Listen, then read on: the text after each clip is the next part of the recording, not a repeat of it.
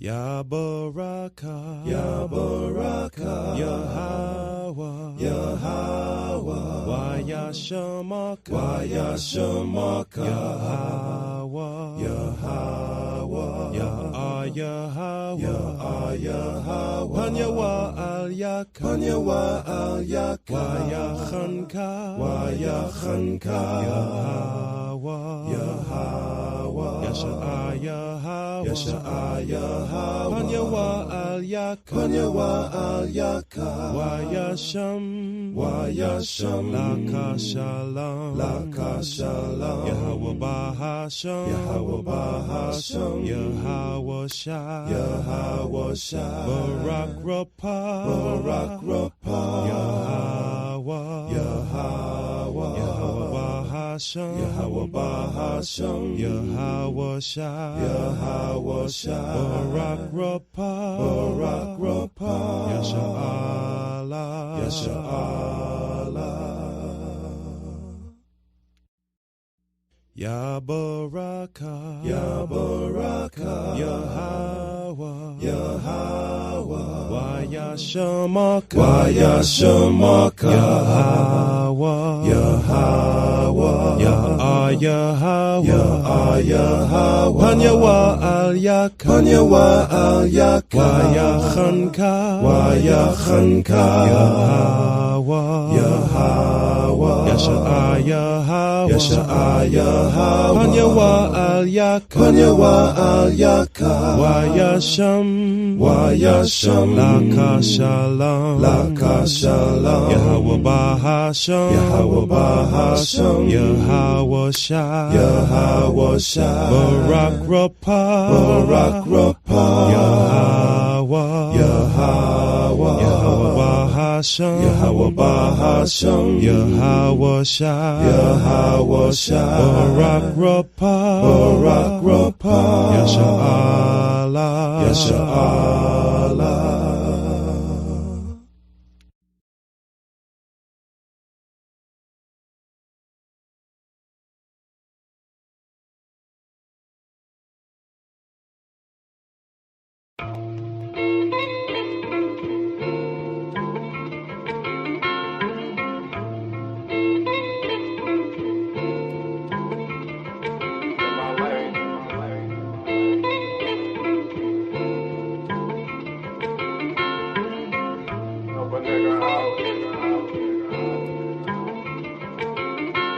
You ever fight for your life while you sitting in the court, putting niggas on the pavement, play the turf like it's a sport? Real eyes see the light in the midst of the darkest tribulations, back the soul and make a young nigga heartless, set us war. Took an L to the devil, but I'm even in the score. Can't afford to keep my bed or keep no company with whores. Game time, I don't wanna see my name shine. You can readjust your views, don't try to change mine. I'm still here when my best friends became my enemies, and my brother in the faith became kin to me. We know that paradise and hell really a condition while we melt in the flame refined. We on the mission, high exalted. You know we been trained for the war. We can't double back with us once you go and hit the door.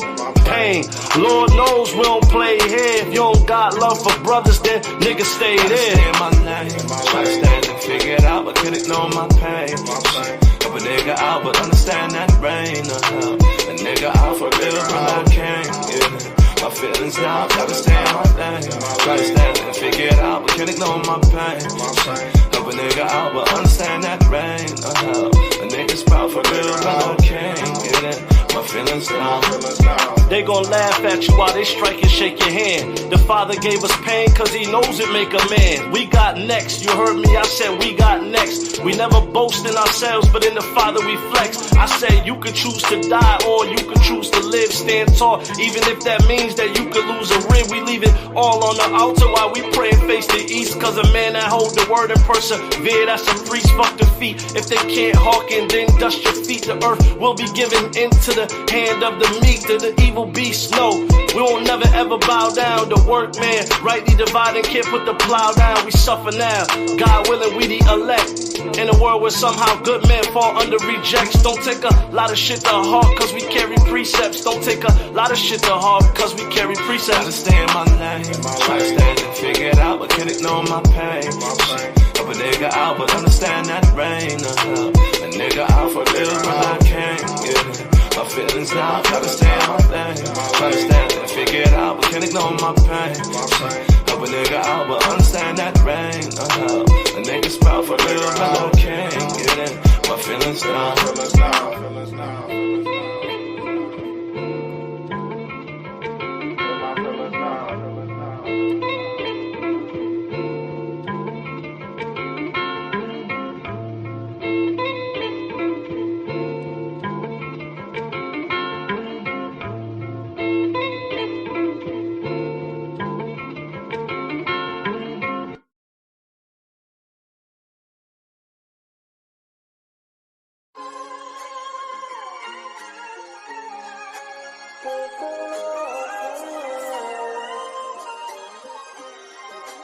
Put the Lord first, put him first, put the Lord first. Gotta put the Lord first, gotta put the Lord first. Put the Lord first, put him first, put the Lord first. Gotta put the Lord first, gotta put the Lord first, yeah.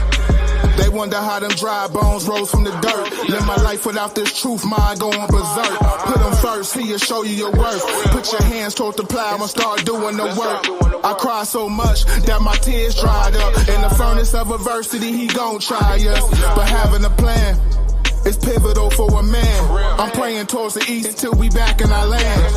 I'm wide awake, no longer sleep. I feel somebody round here praying for me. Put away that filth until your conscience is free. Stormy days gon' come, what comes after the rain? With the washing of the word sends down that drain. Threw away that old man, received a new name. I need a place to call home just to cover my shame. Call upon the Lord, just don't do it in vain. Put him first, put the Lord first. Gotta put the Lord first, gotta put the Lord first. Put the Lord first, put him first, put the Lord first. Gotta put the Lord first, gotta put the Lord first, yeah. My faith deeply rooted, trying to heal my family tree.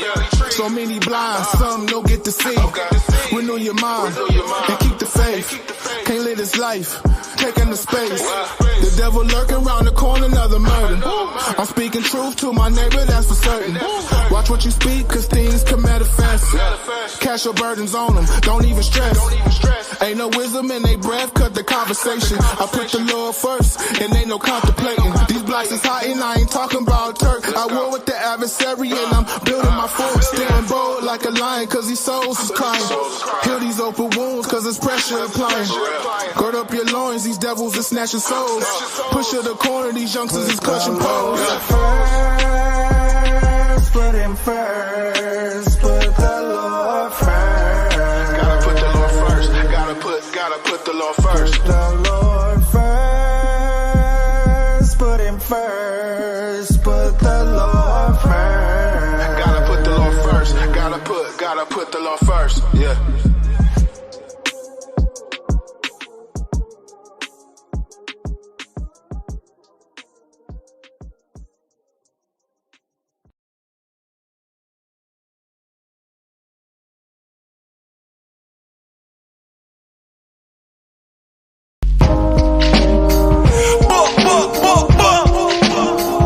Wake up, niggas.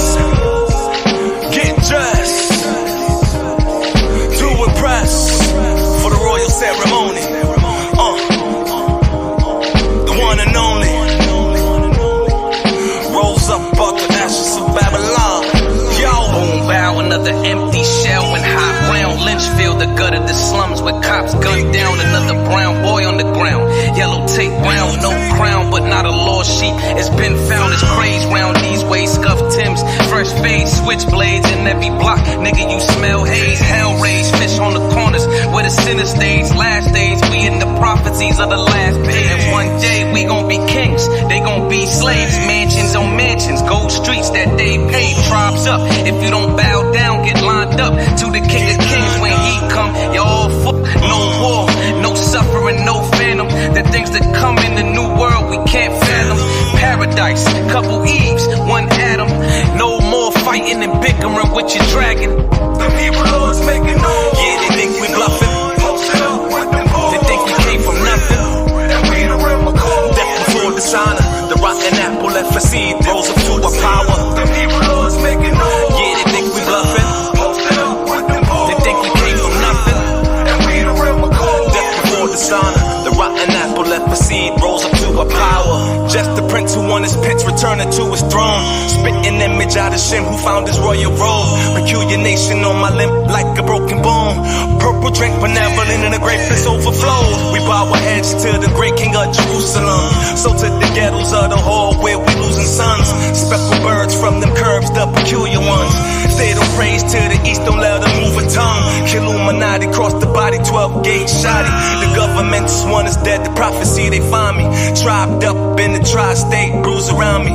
Them police only swine, I think they blew our money. I want the palm trees again, chariots and linen. Ruby charms down the arm, holy feasting women. Strumming hawks, bongos, new era dripping. My emerald in the crown, be your new religion. Yeah, they think we bluffing.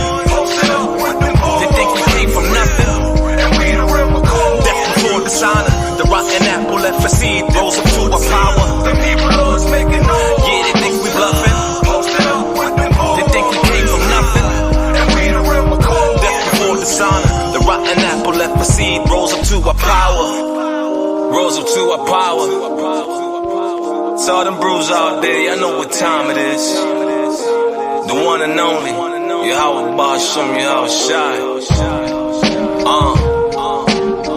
And therefore we cast our crowns.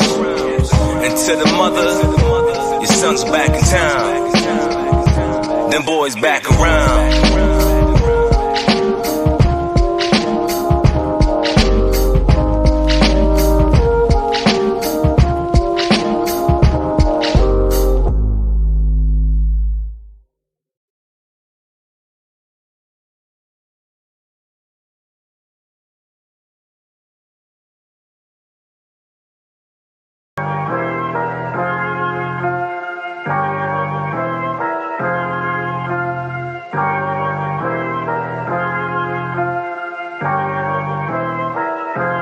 Shout out to all my high exalted warriors, man.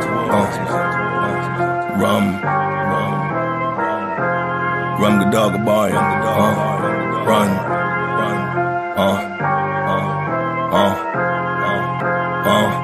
War. They said they got the time, boy, say no more. Look up to the sky for a flaming sword. I guess no surprise we who they hating on. Ancient war, break them all, then we praise our Lord. See we them kings, we coming back, take everything, make it a stack. Ancient of days, painting the map, trusting the king, holy in black, twisting their brain, but it's a fact. This is the way, killing the chat, they are Josiah, drill them to ash. You'll see, one day, break down that cocaine, Diablo, jewelry, all day, propane, follows, coonies, sellouts, you'll reap sorrow. Nigga, they hate these promises. You'll be swallowed. Oh, it's getting scary. Putting their head in the cemetery. By what they feed or you getting buried. Never been sweeter than Ben and Jerry's. Pray to the heavens, I'm military. Child of the east in my city near me. Drinking the grape cause I'm getting weary. YHWH, the glory glary. War. They say they got that time, boy, say no more.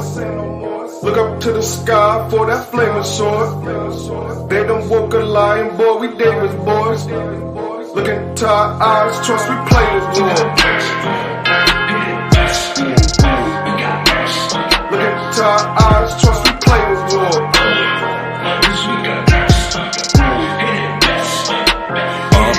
Broke through the chain and I'm running up. Inches of freak, I ain't blunt it up. Poured up my heart in the jungle love. The curses of Jake were the mother, bro. Gave me a sword, I was Gideon. Hiding our face, couldn't cover up. It stayed day of oblivion. Y'all see me on main and I'm cutting up. Ain't no gang with your army. Yeah, them generals know me. Never no cream in the coffee. Cherub beaming, we soaring. Blue beaming, we zoning. It's just a thief in the night. And we Ezekiel bright. But didn't we give him a warning? SHAMI, YASHARAHLA. Who the mustard car? And be that Rum Gadal. Kodash Ha'aba, Russian Kumbaya, Latizayawan, coming from the heart, till I join the morning. Don't need opinions, truthfully. Boy, this bigger than you and me. Seek in the book and you'll see that predestined jubilee. And my kingdom of heaven be rooted deep. And I ain't rapping it usually. It's in the blood for mutiny. We bringing the weapon and you gon' see war. They say they got that time, boy, say no more. Look up to the sky for that flaming sword.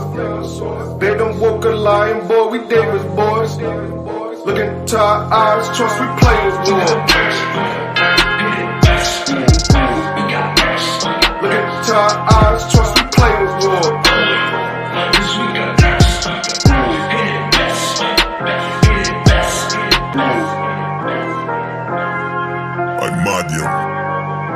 SHAMI YASHARAHLA AHLAHAYANAWA ACHAAD Aman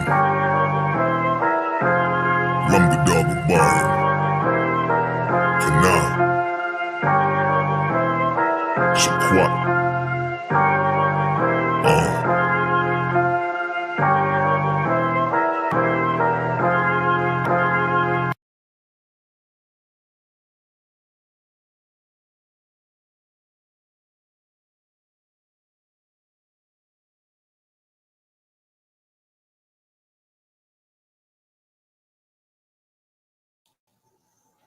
All right, shalom, shalom. Barak, take us out.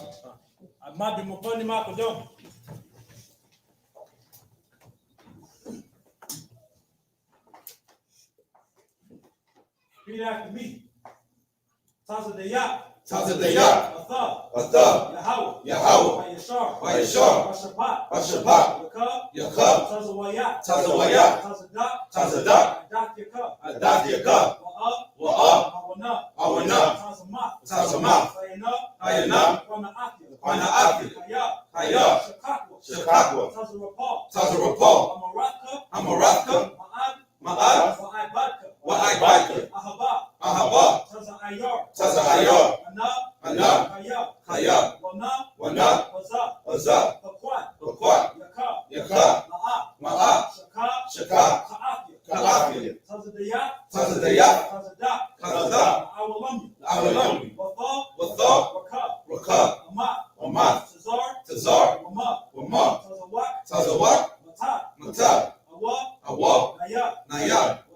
Wata. Waf. Yaka. Shashayam. Tazadak. Awada. Yaka. Awalam. Abayan. Nayab. Wa'ab. Chaya. This is the translation. This is Psalm chapter 119. Tazad. Righteous art thou, O Yahweh, and upright are thy judgments. Thy testimonies that thou hast commanded are righteous and very faithful. My zeal hath consumed me, because mine enemies have forgotten thy words.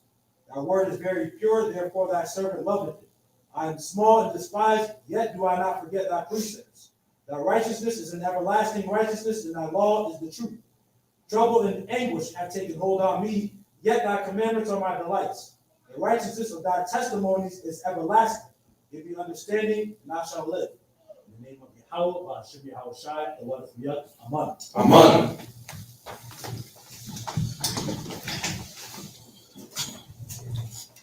All right, shalom, shalom, shalom.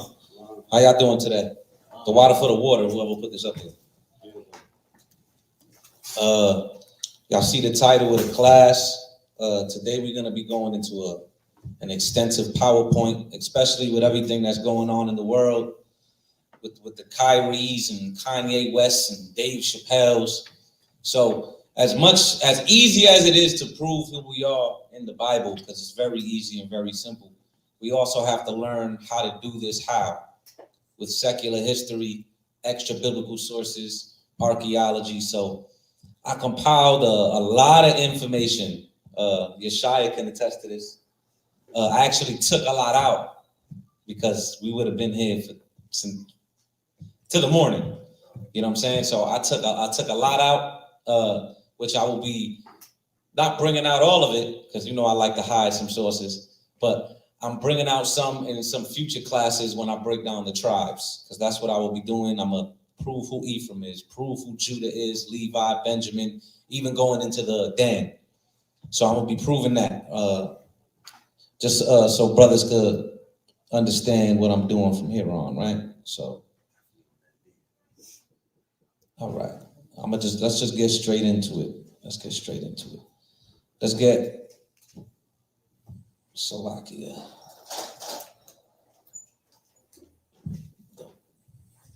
Let's get the book of Sirach, chapter 39 and verse 3. Salakia, I left my somebody let me borrow yours out. I like to read along.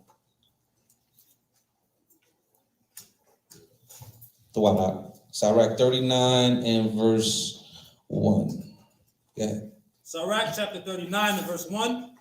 But he that giveth his mind to the law of the Most High, and is occupied in the meditation thereof, will seek out the wisdom of all the ancient, and be occupied in prophecies. Now, a lot of people they don't understand this book.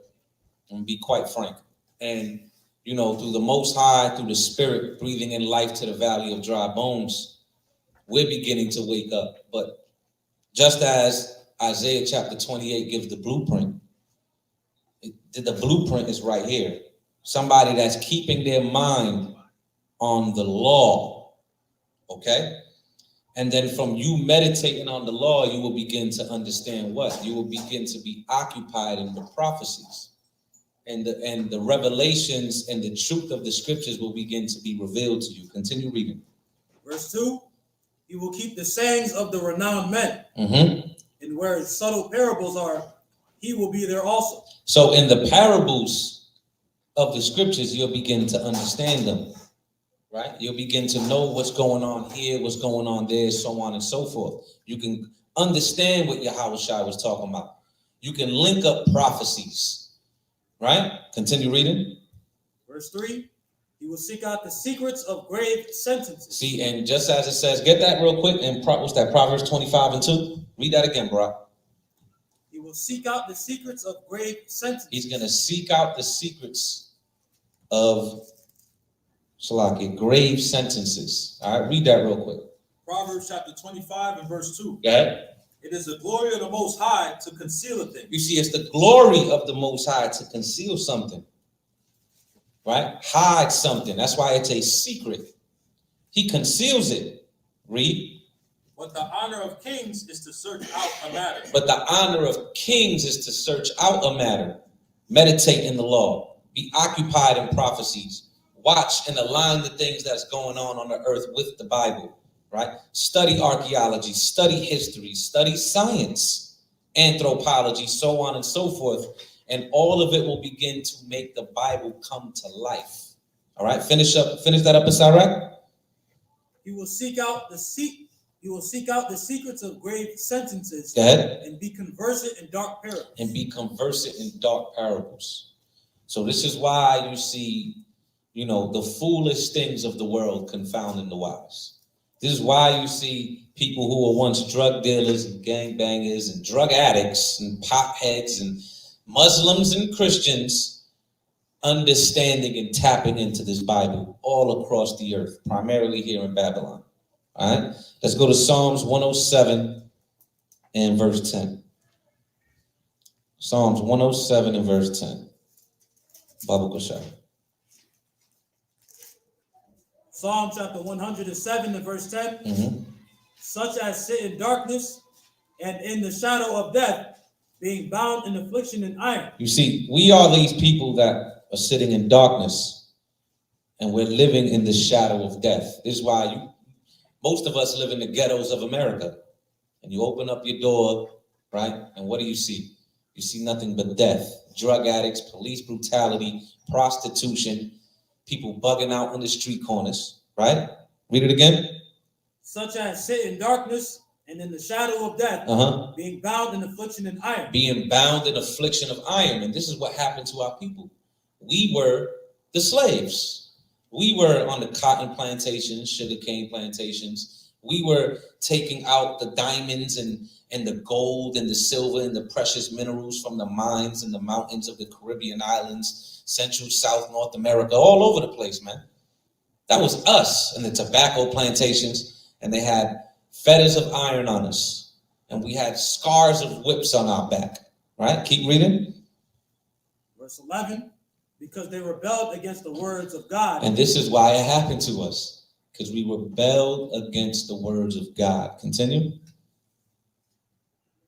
And contemned the counsel of the Most High. Go ahead. Therefore he brought down their heart with labor. And we brought down our heart with labor.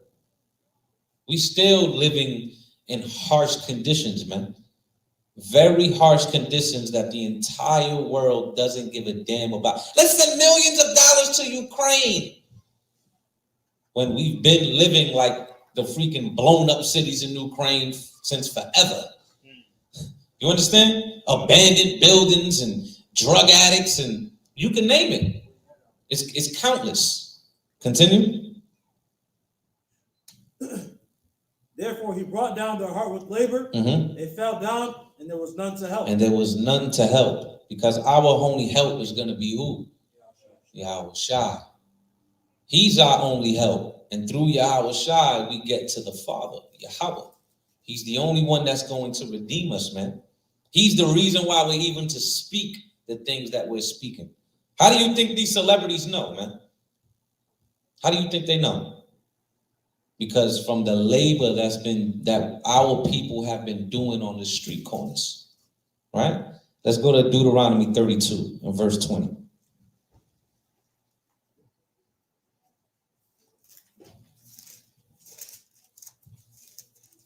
Deuteronomy chapter 32 and verse 20.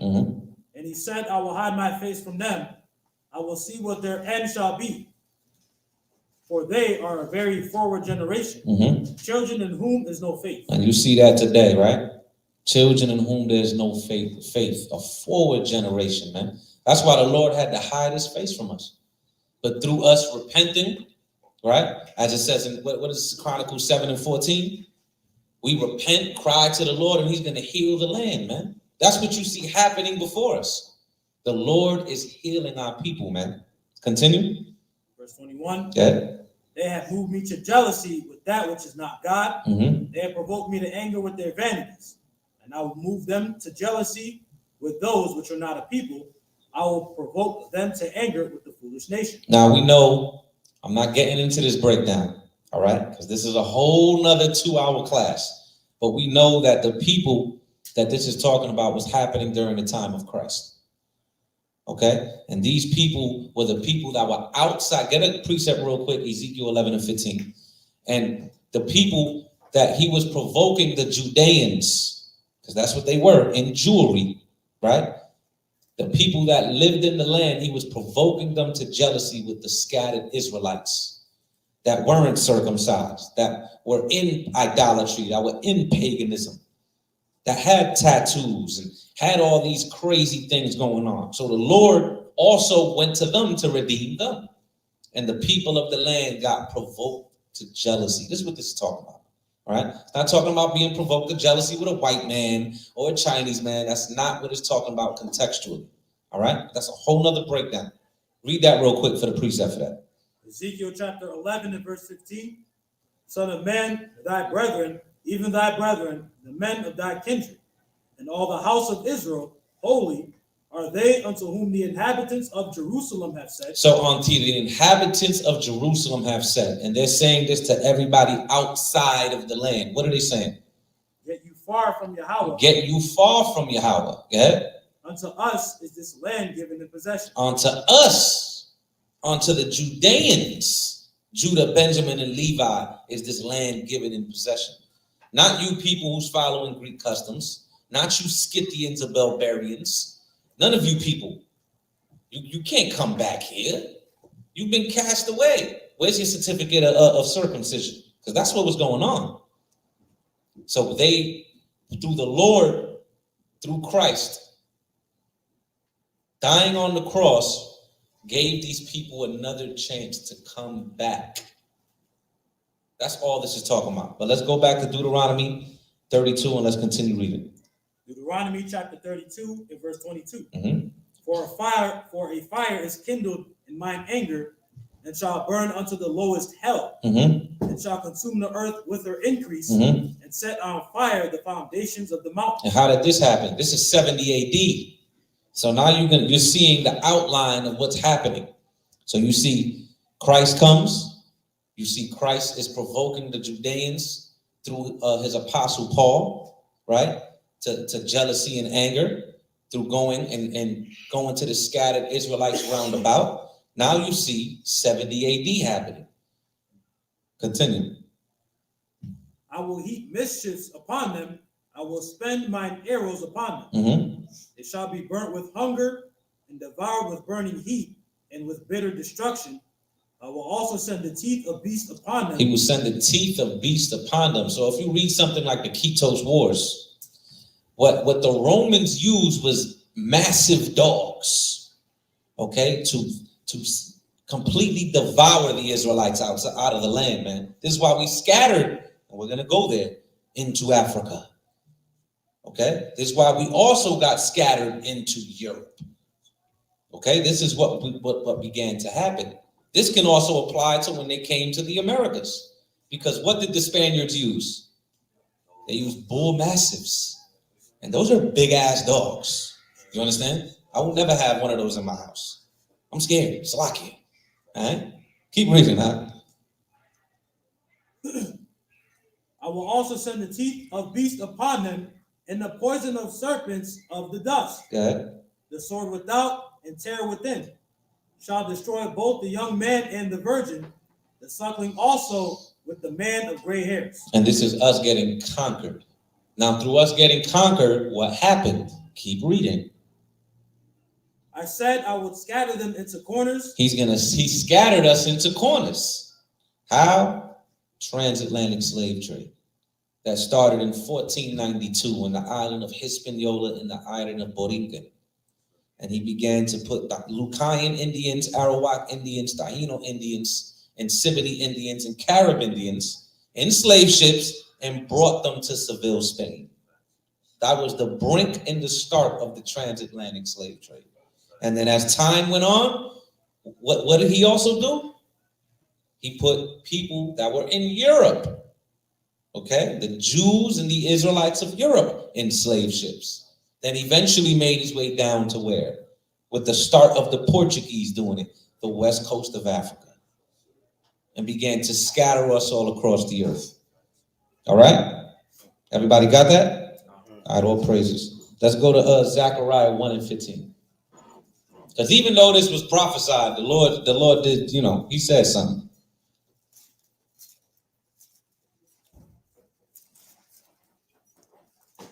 Zechariah chapter 1 and verse 15. And I am very sore displeased with the heathen. Because even though, the scripture says that the heathen is his sword. Okay? So the Lord uses the nations that are round about us to punish us. He does this. But the Lord did not ordain a white man to cut open the belly of a pregnant woman, take the child out, slam the unborn fetus into a rock, take a kitten, sew it back into the belly, and sit there and laugh and see how long, make wages on how long it's going to take for that cat to come out of your stomach. The Lord didn't ordain that. You understand? The Lord didn't ordain to use our babies as alligator bait. Read. And I am very sore displeased with the heathen that are at ease. For I was but a little displeased, and they helped forward the affliction. Because they forwarded the affliction. They took it to another level. You understand? That's what happened. They took this to another level. Let's go to the next precept. Let's go to Jeremiah 7:14. Because these things have to be understood on why did we get scattered? But why did this happen? But what? You got to learn the foundation first. All right? Go ahead. Jeremiah chapter 7 and verse 14. Therefore will I do unto this house, which is called by my name. No, 17 and 4. Salakia, I did say that. My bad. You know what I want. Jeremiah chapter 17 and verse 4. And thou even thyself shall discontinue from thine heritage. So we were prophesied to discontinue from our heritage, right?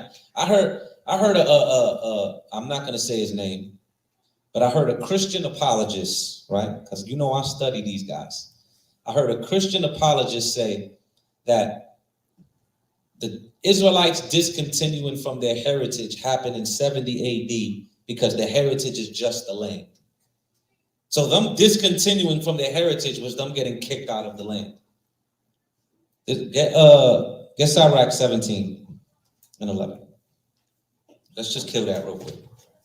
I'm going to show you what the Israelites' heritage is. All right? Sirach chapter 17 and verse 11. Beside this, he gave them knowledge in the law of life. And the what? And the law of life. And the what? And the law of life. And the law of life for what? For inheritance. For heritage. So we discontinued from the laws of God. And what happens when we discontinue from the laws of God? The other nations begin to rule over us. We go into captivity. We lose our wealth. See how simple that is? Let's go to the classic. Let's go to Psalms 83. Let's go to the classic.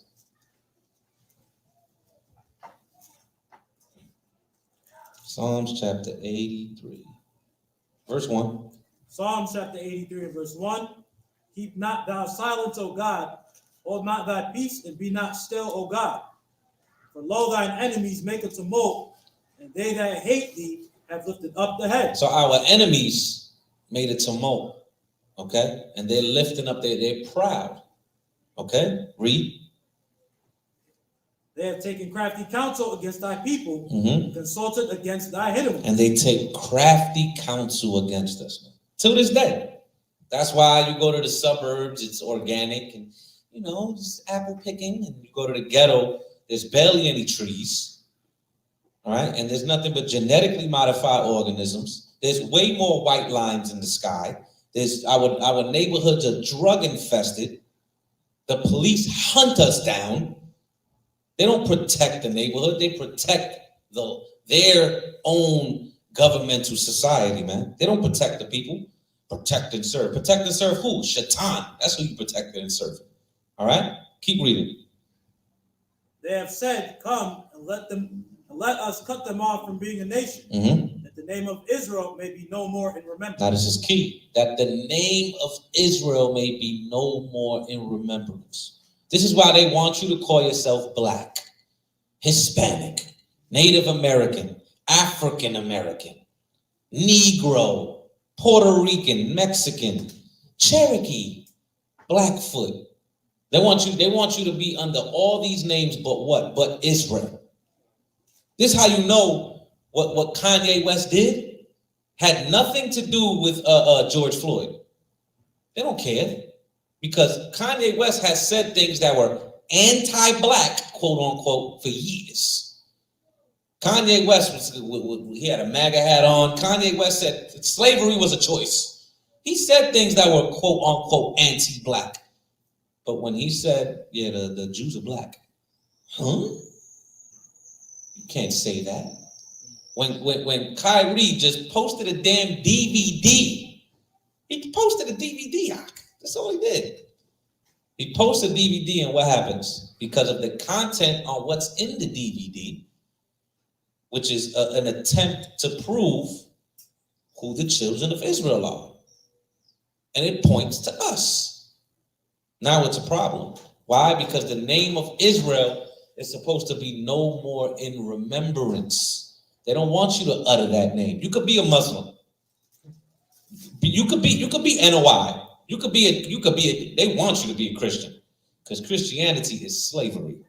They want you to be a Christian. But as soon as you say, I am an Israelite, you're a heretic, you're a hater, you're disgusting. Prove this and prove that and prove this and DNA test this. But they don't say that to the Jewish man.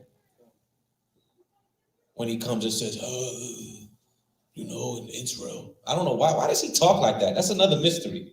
We gotta dive in. Why does the Jewish man talk? I don't know. That's a mystery, man. That and how does he keep the hat on his head? That little small hat. These are mysteries, man. Gotta be somewhere in the scriptures. All right, let's go to Luke 21 and 20. Mysteries, man. Luke chapter 21 and verse 20. And when ye shall see Jerusalem compassed with armies. And this is 70 AD, right? Read. Then know that the desolation thereof is nigh. Mm-hmm. Then let them which are in Judea flee to the mountains. Mm-hmm. And let them which are in the midst of it depart out, and let not them that are in the countries enter thereinto. Now let's go to Micah 4 and 10. Let's go to Micah 4 and 10, right? Get a little bit more understanding, and then we're going to dive into the PowerPoint. This is Micah chapter 4 and verse 10. Mm-hmm. Be in pain and labor to bring forth, O daughter of Zion, Mm-hmm. like a woman in travail, for now shalt thou go forth out of the city. So 70 AD. They went forth where? They went forth out of the city. Okay, read. And thou shalt dwell in the field, and thou shalt go even to Babylon. And thou shalt dwell in the field. What is that field? That same field is that wilderness in Revelation 12, which is where? Africa. And then going into the west coast of Africa. This is where they dwell. All right? Read. And thou shalt dwell in the field, Mm-hmm. and thou shalt go even to Babylon. And then we shall go to Babylon, which is where? America. So from us coming out of the city in 70 AD, going into the interiors of Africa, forming the Abyssinian empires, and forming all of these different places, right, in Sudan, and then continuing to go where? Continuing to go west. Then eventually going into the Mali, the Songhai, Ghana, and forming a lot of these empires here, right? And helping build these empires, because there was already empires there. But we began to help build and fuel these empires with our trade and with our commerce and with our skills, as we do in every empire, right? Finish that up. There shalt thou be delivered. And in Babylon, we're going to be delivered. In America. Read. There Yahweh shall redeem thee from the hand of thine enemies. And Yahweh is going to redeem us from the devil that the Bible speaks of. All right, let's go to Zephaniah 3 and 10. Zephaniah chapter 3 and verse 10. Mm-hmm. From beyond the rivers of Ethiopia. From beyond the rivers of Ethiopia, right? Which is where? This is the Nile River. Okay? So beyond the rivers of Ethiopia, what? From beyond the rivers of Ethiopia, my suppliants, even the daughter of my dispersed, shall bring mine offering. So this is what? Showing that we were going to be on the other side of the Nile River, which is eventually going to land you where? On the west coast of Africa. Very simple. These things are not hard to understand, right? Now let's get Deuteronomy 33 and 17. I know I'm probably flying through these precepts, right? Because I want to get to this PowerPoint, and then we're going to take our time there, all right? But these are foundational precepts to understand how we got to the west coast of Africa, how we got kicked out of the land, how we got into Europe, and I'm going to start explaining how we got into the Americas. These are all foundational precepts. This is Israelite 101, right? You at camp, but how you bring this out? Let me get Zephaniah, let me get this, let me get that. And you begin to teach through the scriptures how we got there. All right, all praises. Let's go to what I said, Deuteronomy? Yeah, read that. Deuteronomy chapter 33 and verse 17. Go ahead. His glory is like the firstling of his bullock, and his horns are like the horns of unicorns. With them he shall push the people together to the ends of the earth. With them he shall push the people together to the ends of the earth. Right? And who was going to do it? They are the 10,000s of Ephraim. And they are the thousands of Manasseh. The 10,000s of Ephraim and the thousands of Manasseh. Right? So this is what's said was going to happen. Now, where's the end of the earth? These are things you got to ask yourself. All right? Things you got to ask yourself. Let's go to Hosea 9 and 17.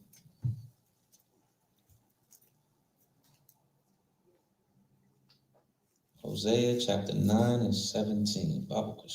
Hosea chapter 9 and verse 17. My God will cast them away because they did not hearken unto him.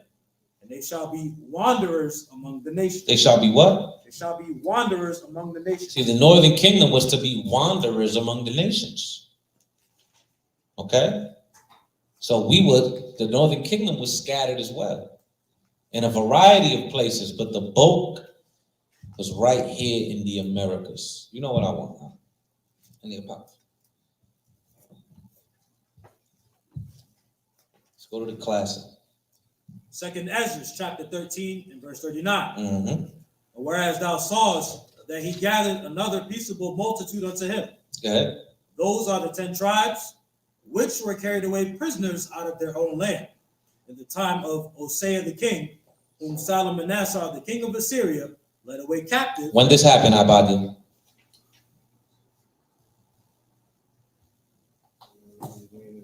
See if y'all remember this. Israelite 101, man. This ain't deep. What year did this happen? Approximately.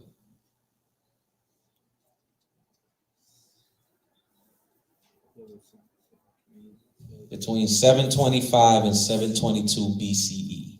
That's when it happened. When they began to go in and they began to raid the northern kingdom of Israel. All right? After the split, which is 1 Kings chapter 12, all right? This is what you begin to see, all right? This is between 725 and 722 BCE. That's when this began to happen, all right? Read. And he carried them over the waters, so they came into another land. And he carried them over the waters, over the rivers, and we went into another land, right? You can see that they placed us in the city of the Medes and things of that nature. All right? Read out. But they took this counsel among themselves. Which is in 2 Kings 17, right? 2 Kings 17, you'll see that. Read. That they will leave the multitude of the heathen and go forth into a further country where never mankind dwelt. Now, they were going to go forth into a further country where never mankind dwelt. Meaning there's no kingdoms there. There's no empires here. Okay? There was already empires and kingdoms in China, in Africa, in Europe. Those things already existed. But not in America. Read. Verse 42, that they might keep their statutes, which they never kept in their own land. And this is why Native Americans had fringes and shields of Davids, and they had a mimic of the Ark of the Covenant. Right, found with certain books and certain scrolls and certain archaeology that shouldn't be over here. Like, why is that there? Why does he have Hebrew writings? Why are they doing this? Right.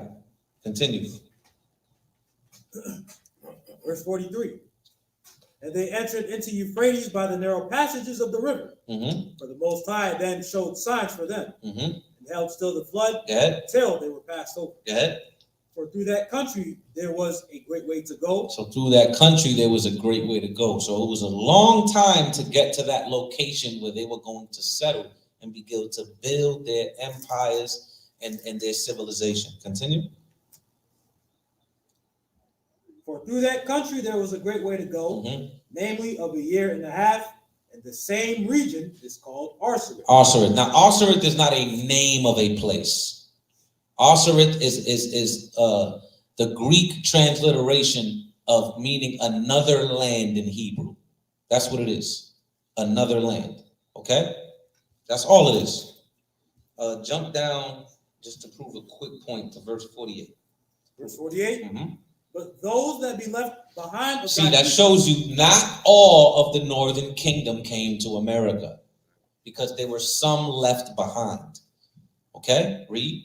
But those that be left behind of thy people are they that are found within my borders. Are they that are found within the borders. And what borders, Israel? You got Syria, Turkey, Lebanon, and eventually beginning to spread into further parts of the world. Okay? Let's go to one more and we're going to dive into it. Let's go to Jeremiah 33 and 24. Jeremiah 33 and 24. Jeremiah chapter 33 and verse 24. Considerest thou not what this people have spoken, saying, the two families which Yahweh hath chosen He had to even cast them off. You see, this is what the nations are saying. The 2 families that the Lord chose, he cast them off. Man, he ain't dealing with them. He don't love these people no more. Read. Thus they have despised my people. And because of this, the other nations are despising us. Okay? That they should be no more a nation before them. And now we're not a nation before them. But this is why they're beginning to tremble and be scared. Because we're waking up to who we are. And we're opening up not just the scriptures, which is the most important. We're proving who we are through the history you gave us. Through the books that cost you, that you're making cost thousands of dollars. Well, guess what? We got a lot of them. Okay? We got a whole lot. All right? My rib gets mad sometimes when I buy books. So lucky. Like, you bought that? How much was it? Salaki. Quick joke. All right, let's go to real quick before we get into. Matter of fact, now we can go into the PowerPoint. We're gonna go into the PowerPoint.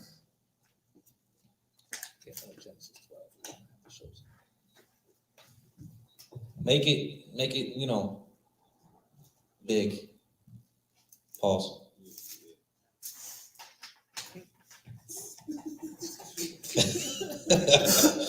So lucky. All right. So obviously you see the title. Who are the Israelites? Right? So we're going to prove who the Israelites are today. All right? Once again, for the brothers in the school, y'all can put y'all pens and pads down. I'm going to send all of y'all to PowerPoint. Just lock in. All right? Next slide.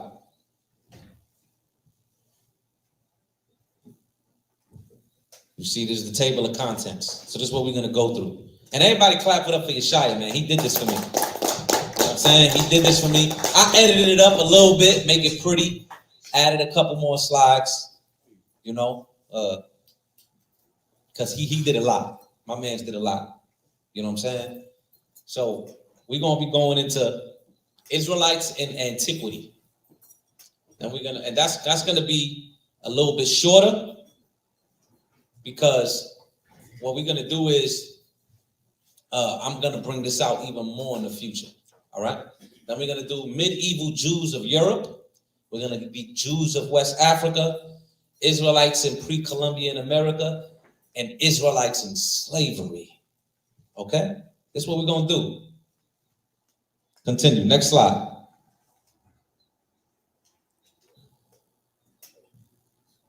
All right, I got to do the copyright, all right? Because last time I was up here, and I'm gonna read it. The disclaimer: copyright disclaimer under Section 107 of Copyright Act 1976. Allowances made for fair use for purposes such as criticism, comment, news reporting, teaching, scholarship, and research.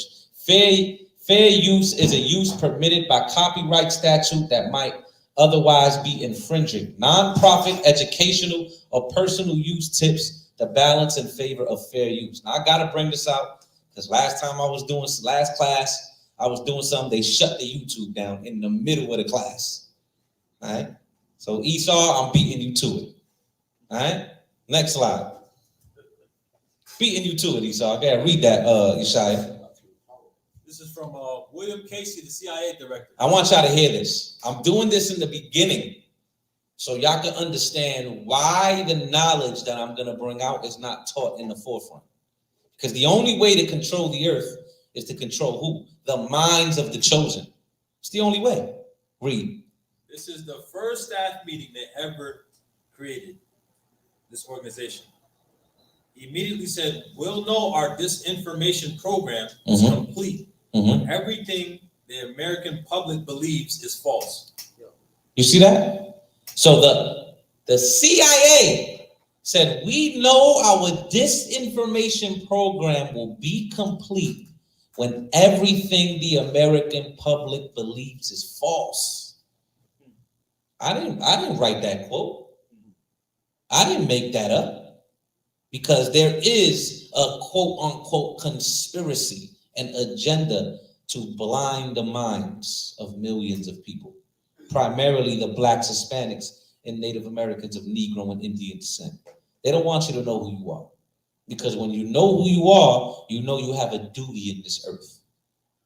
When you know you're a king and you are chosen by the Heavenly Father, the creator and grand architect of this universe, you know I'm not just a nigga in a spick.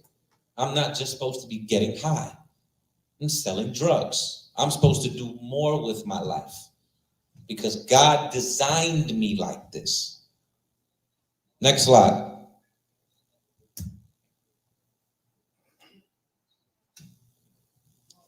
This is the GOAT right here, John D. Rockefeller. He the GOAT, literally a GOAT. Baphomet, read that. This from John D. Rockefeller, created the General Education Board in 1903 to dispense the Rockefeller funds of education. He said, I don't want a nation of thinkers, I want a nation of workers. So he don't want a nation of thinkers, he want a nation of workers. This is why people are programmed to just go and work and pay your bills and work and pay your bills. And out of nowhere, 20 years pass by and you're like, what did I do with my life? What did I do? It just vanished. Next slide, Al.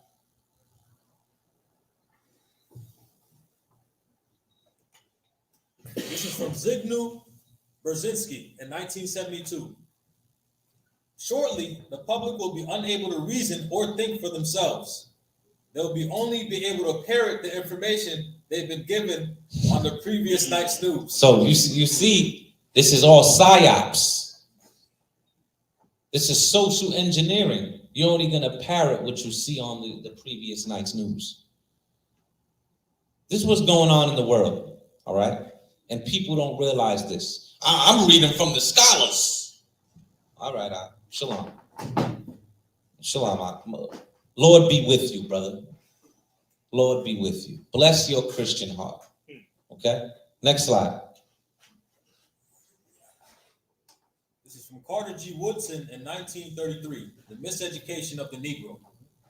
As another has well said, to handicap a student by teaching him that his blackface is a curse and that his struggle to change his condition is hopeless is the worst sort of lynching. It kills one's aspirations and dooms him to vagabondage and crime. You see that? So the damaging of the mind leads to what? Vagabondage and crime. Finish that up. It is strange then that the friends of truth and the promoters of freedom have not risen up against the present propaganda in the schools and crushed it. This crusade is much more important than the anti-lynching movement, because there would be no lynching if it did not start in the schoolroom. You see, there will be no lynching if it didn't start in the schoolroom, in the classrooms. Because just as they took Native Americans and created what? Boarding schools, and destroyed them and raped them and cut their hair and made them change their language and made them say, your name is not this, your name is that. And then took these kids and put them in orphanage. That's where the orphanage home started, with Native Americans. Robbing Native American children from their homes and putting them in orphanage. This is the history of America. And this is how we lost our heritage, man. This was all crafty counsel. You don't think the slaves knew they were Israelites? They knew. They ain't gonna tell you, but I'm gonna show you that they knew, because we're gonna get into it. You understand?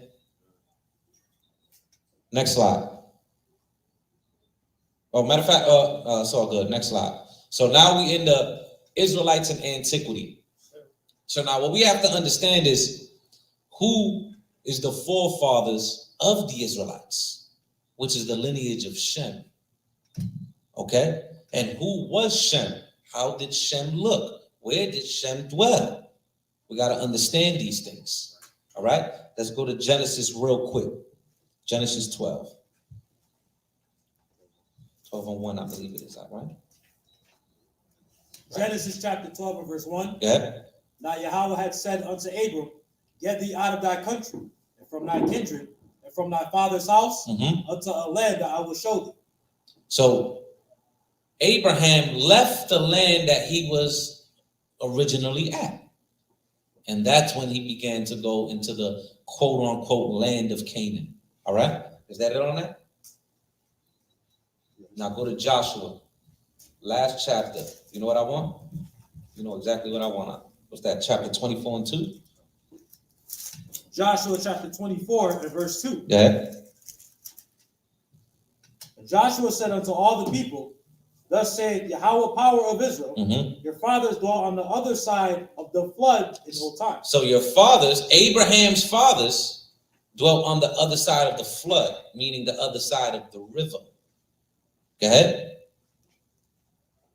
Your fathers dwelt on the other side of the flood in old time, even Terah, the father of Abraham, and the father of Nahor, and they served other gods. Now you will see that in the book of Genesis, this will be the land of Ur, which was what? This is ancient Sumeria, the cradle of civilization, not Egypt. Ancient Sumeria is the cradle of civilization, which is post-diluvian, which means after the flood. It began right there in Sumeria, between the rivers. Ancient Mesopotamia, Meso meaning in the middle, all right? In the middle of the rivers, okay? Tigris, Euphrates. That's where civilization started. That's where our people come from. Khan? Read that source. You have the sources at the bottom of the page, so I'll read from the top. You got it? Who were the Sumerians and where did they come from? According to the Jewish historian Flavius Josephus, the descendants of Shem, the Arphaxidites, settled in Mesopotamian region south of the Tower of Babel, known as Chaldea. Further evidence that Shem's descendants settled northern Mesopotamia is found in Sumerian cuneiform writing. The cuneiform writers use the word Shumer, not Sumer. So, in the cuneiform, it was Shumer, not Sumer. Read. To identify the region. Moreover, in accordance with the Sumerian phonetic law of admissibility, final consonants were not pronounced in speech. So final consonants in cuneiform were not pronounced in speech. Okay, this is very important to understand. Read. This means that the Sumerians most likely pronounced Shumer as Shum. So it wasn't Shumer, it was Shum. Read. Also, the vowels and U are interchanged in Sumerian and Hebrew languages. So the E and the U are interchangeable in the Hebrew languages. This is what the scholars are saying, right? Read. Respectively. This means that the Sumerian word Shum becomes Shem when adopted into the Hebrew language. So Sumeria or Shemeria or Shem is named after our forefathers. So, and this proves what the Bible is saying, because that's where Abraham came from. Finish it up. It seems appropriate that the early Sumerians would name their land after their great forefather, Shem. Yeah, read the source. The source is from The Truth and Science by David Collingridge on page 12. On page, all right. Now, Barak, you can bring out your quick precept just to prove it a little bit more. This is Genesis chapter 11 and verse 28. Salat, verse 27. These are the generations of Terah. Terah begat Abram, Nahor, and Haran begat Lot, and Haran died before his father, Terah, in the land of his nativity in Ur of the Chaldees. Now you see that's ancient Samaria. Come. Next slide.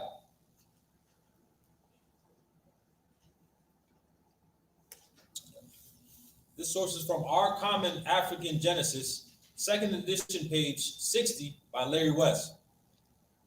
He gives an account by saying their skin was dark, the hair short and thick, the lips strong. Nobody knows their origins and exactness and are not agreed on a name to call them, some terming them Cushites, others Hamites, which is reference of 20 H.G. Wells observed the following about the Akkadians and the Sumerians. So this is an account of the Akkadians and Sumerians, and they're saying they're dark, short hair, thick hair, with strong lips. Salakia. Keep reading. Then arose at last a great leader among the Semites, which would be the Akkadians, Sargon, in 2750 BC, who united them and not only conquered the Sumerians, but though the Semites conquered and gave a king to the Sumerian cities, it was the Sumerian civilization that prevailed over the simpler Semitic culture. The newcomers learned the Sumerian writing and the Sumerian language, and they set up no Semitic writing of their own. So you see that? It's very simple. Next slide. It's very simple. Our ancestors on the other side of the flood, the river, the Sumerians, the Chaldeans, they were dark-skinned. Read. The first source is from Retake Your Fame, Black Contribution to World Civilization by Elmer von Flescher. He says, blacks also built terrace pyramids, similar to Sumerian ziggurats. The earliest Sumerians were dark-skinned. They were what? Dark-skinned. The earliest Sumerians were dark-skinned. Read. What's the next one? This is the second source from Pirk de Eliezer. This is the Midrash. All right? You like Yawasap. You read the I read everything, Salakia. I read the Talmud. I study my enemies. All right? Yeah. He said he specially blessed Shem and his sons, making them dark and comely. And he gave them the habitable earth. You see, the Jewish know this. They read this literature. But they don't tell you this. I'm going to read it, right? He especially blessed Shem and his sons, making them dark and comely. Next slide. They don't want you to know these things. This is in the Midrash. They read this, right? They abstain that more than the damn Torah, man. That and the Talmud. They said their sages wrote that. Right. Read. The next source is Introduction to African Civilization by John G. Jackson. Traces of these early men were found as a result of excavation near Jerusalem in 1928, and later in caves at Mount Carmel, due to excavators assigned to them the name the Tufians. And they remain to this day the greatest riddle in archaeology. Even Sir Arthur Keith agrees that they are clearly Negroid protagonists. They are clearly Negroid. Read. With wide faces, flat noses, and long, large heads. That's disrespectful. Slakia, yeah, keep reading.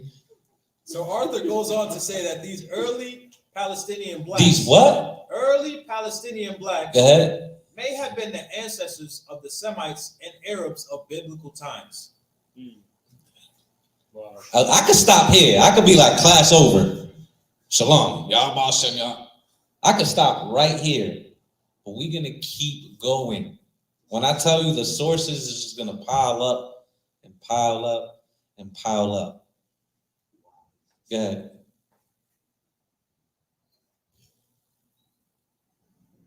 So this is a picture, and the source is from Mari North and West Sumer. This is ancient Iraq. Okay? Now, look at that painting. You can't tell me that, well, you know, it got darker over time. And they got white robes on. Those don't look like white people to me. These are ancient Sumerians. Okay? Okay? Next slide. Look at that. A priest guiding a sacrificial bull. They didn't just pop up, we're just going to sacrifice. The ancient line of our fathers were sacrificing. There was a priesthood. This is why Abraham paid tithes to Melchizedek, because there was a priesthood before the Levitical line. Right, look at the modern location. Modern Tel Hari, Iraq. Look at the year, 1240 to 1870 BC. In the same location, Mari. This is Iraq. That is it. Look at that dude. He looked like my grandfather. Salakia. He really does, though. Next slide. Now look at this, even more. Kissite on the left-hand side, right? That's what they call a bust. Okay, that's a Kissite, which is also the ancient Sumeria. Now look at the Chaldean close-up. I was laughing at this last night when I went through it again. That looked like Panah when he had braids, the one on the right. That's a close-up of a Chaldean, okay? This is archaeology. I don't make this stuff. Next slide, Now look at this. This is also an ancient Sumerian bust. Look at that dude, man. Looking like Kadash over here. You just wish your beard was that big. Salakia. You know what I'm saying? Next slide, Now this, look at the year. From 1539 to 1292 BC, right? The 18th dynasty. Barak, what was happening in the 18th dynasty? Slavery in Egypt. And they're depicting the slaves. And what? This is the vineyard. Who was known to have vineyards, to make wine? Israelites were. Where's the white people here? I don't see them. Look at the tomb. That's in Thebes. I didn't paint this. I didn't make this up. I didn't just say, let me make some shit up that happened in the tomb of MALAK at Thebes, the 18th. I didn't do that. I don't have enough power to do that. You understand? Next slide.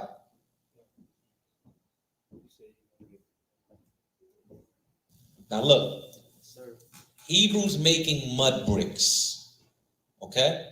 Mud bricks was only used in certain dynasties in the Middle Kingdom. Mud bricks is also quoted in the book of Exodus. You got that precept? Read the precept, right? This shows you that the Bible is valid because somebody during the time of Greece, which when they say a lot of this was written, it was more written during the time of Greece. This is what these people say. They won't know that mud bricks was being used during these dynasties that we were in captivity. Doesn't make sense. Read that. This is Exodus chapter 5 and 5 and 7. It says, "You shall no more give the people straw to make brick. As heretofore, let them go and gather straw for themselves. Mm-hmm. And the tail of the bricks, which they did make heretofore, you shall lay upon them. You shall not diminish aught thereof, for they be idle. Therefore they cry, saying, let us go and sacrifice to our God." So you see that? Archaeology lining up with the Bible. You can't make this up. You can't make this stuff up. Now it's evident. You see it. You see the sources on the right-hand side, the Oxford history of the biblical world. You see the pictorial history of the Jewish people, even though we ain't ish, right? It's very simple. You can't make this stuff up. You see the tomb that it was found in, also in Thebes. All right, next slide. Now this, right? Read that in the bottom, huh? This is the source from the southwest palace of Tilgath-Pileser III at Nimrud. Pileser, Salaki. Mm-hmm. From 730 to 727 BCE in the British Museum. Now this is when they carried away who? The Northern Kingdom. Okay? More archaeology. This is proof of what's going on in the Bible. Right here. You understand? You see them fringes. You see them garments on the corners. Next slide. It's a close-up of the 6'5" foot tall black obelisk of Shalmaneser III. So you see, this is just another one, right? The black obelisk. Okay? You see that? Evidence. You see fringes. You know what I'm saying? You see a damn coon bowing down, Salakia. Man, Jehu, man. Bowing down. Next slide, Now, this is the Lachish reliefs. We're going to get into this a little bit more in the following slides. This is Judeans, right? Now, on the left-hand side, you see them laying down, dead bodies, right? Do me a favor, Abayak, Baba Kushak, can you zoom in a little bit to the left-hand side? If you can.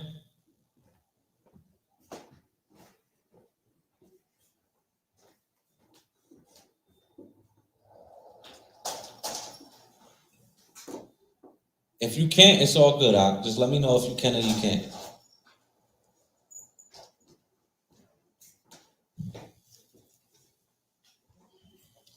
Well, if you look at the left-hand side, right, I want you to look at their hair texture. You see the salaki, you see the naps. You understand? That's when you see hair of wool. Now, if you look at the right-hand side, this is them carrying them away with their sackcloth on. That's why there's no fringes, because they have undergarments, sackcloth on. Go back, You see them on the right-hand side, right? Sackcloth is the reason why they're not wearing fringes, okay? And they're being carried away into captivity. You see that? Look at their hair as well. This is Sennacherib, right? Yes. That's the Lachish reliefs. You understand that? Next slide. What's the precept for that? Just so we could quote it. This is 2 Chronicles chapter 32 and verse 9. Go ahead. After this did Sennacherib, king of Assyria, send his servants to Jerusalem, but he himself laid siege against Lachish and all his power with him unto Hezekiah, king of Judah, and unto all Judah that were at Jerusalem. You can't make this up. Now look at this one. The Illustrated Library of the World and Its People, volume Israel and Turkey, right? Written in 1966 to 1968. This is page 94. Exiled Israelite musicians. The same way we're musicians now, we were back then in captivity. Look at those men. Nice big braids on them. You understand that? This is our people, Ak. Look at the fringes on the bottom of the garment. This is our people, Ak, with the nice girdle. Next slide.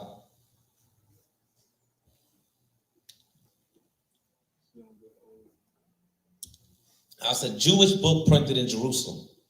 Views of the Biblical World. This is volume 3, International Publishing Corporation in Jerusalem. This is in 1960, page 110. Dead Israelites and Israelite exiles.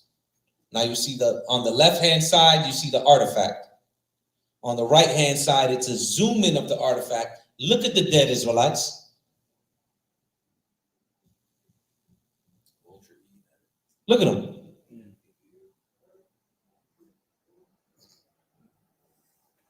Where's a Jewish man? I am a rabbi of Green, in Brooklyn.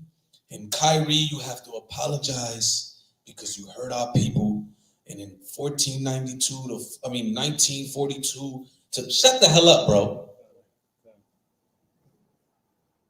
Cut it out.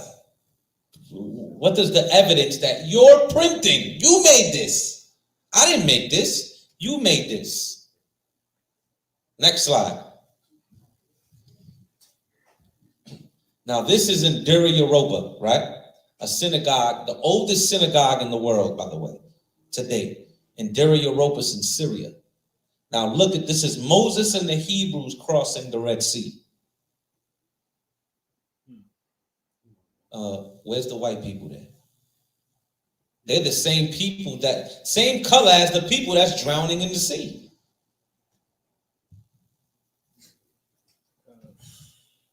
Next slide. Now you see this book, right? This is an the Oxford Encyclopedia of Archaeology in the Near East, right? This is the source that we're about to read. Next slide. Excuse me. Now you see that same thing, the Lachish, right? Judah, Benjamin, and Levi. Okay, because this was the southern kingdom. All right. Now go to the next slide. We're gonna zoom into that page. Right, this is on page 321. Read that out. It says Starkey uncovered a mass burial that scattered this articulated skeletons of about 1,500 individuals. So this is about 1,500 individuals of something that they dug up that is of the conquering that happened with Lachish. Read. Of a few adjoining caves that may be associated with the Assyrian attack. Mm-hmm. D.L. Ritson in 1939 has studied 695 skulls belonging to men, women, and children. Go ahead. 3 had been trepanned. Curiously, the Cranea bear a close racial resemblance to the contemporary population of Egypt. So the skulls resembled Negroes. Okay? That's what it resembled. So the people that were being taken from Lachish by Sennacherib, we just read that in the scriptures, resembled Negroes. Not just the reliefs, the actual skulls that they dug up. You understand that? I'm not making this up. This is in their book. Next slide.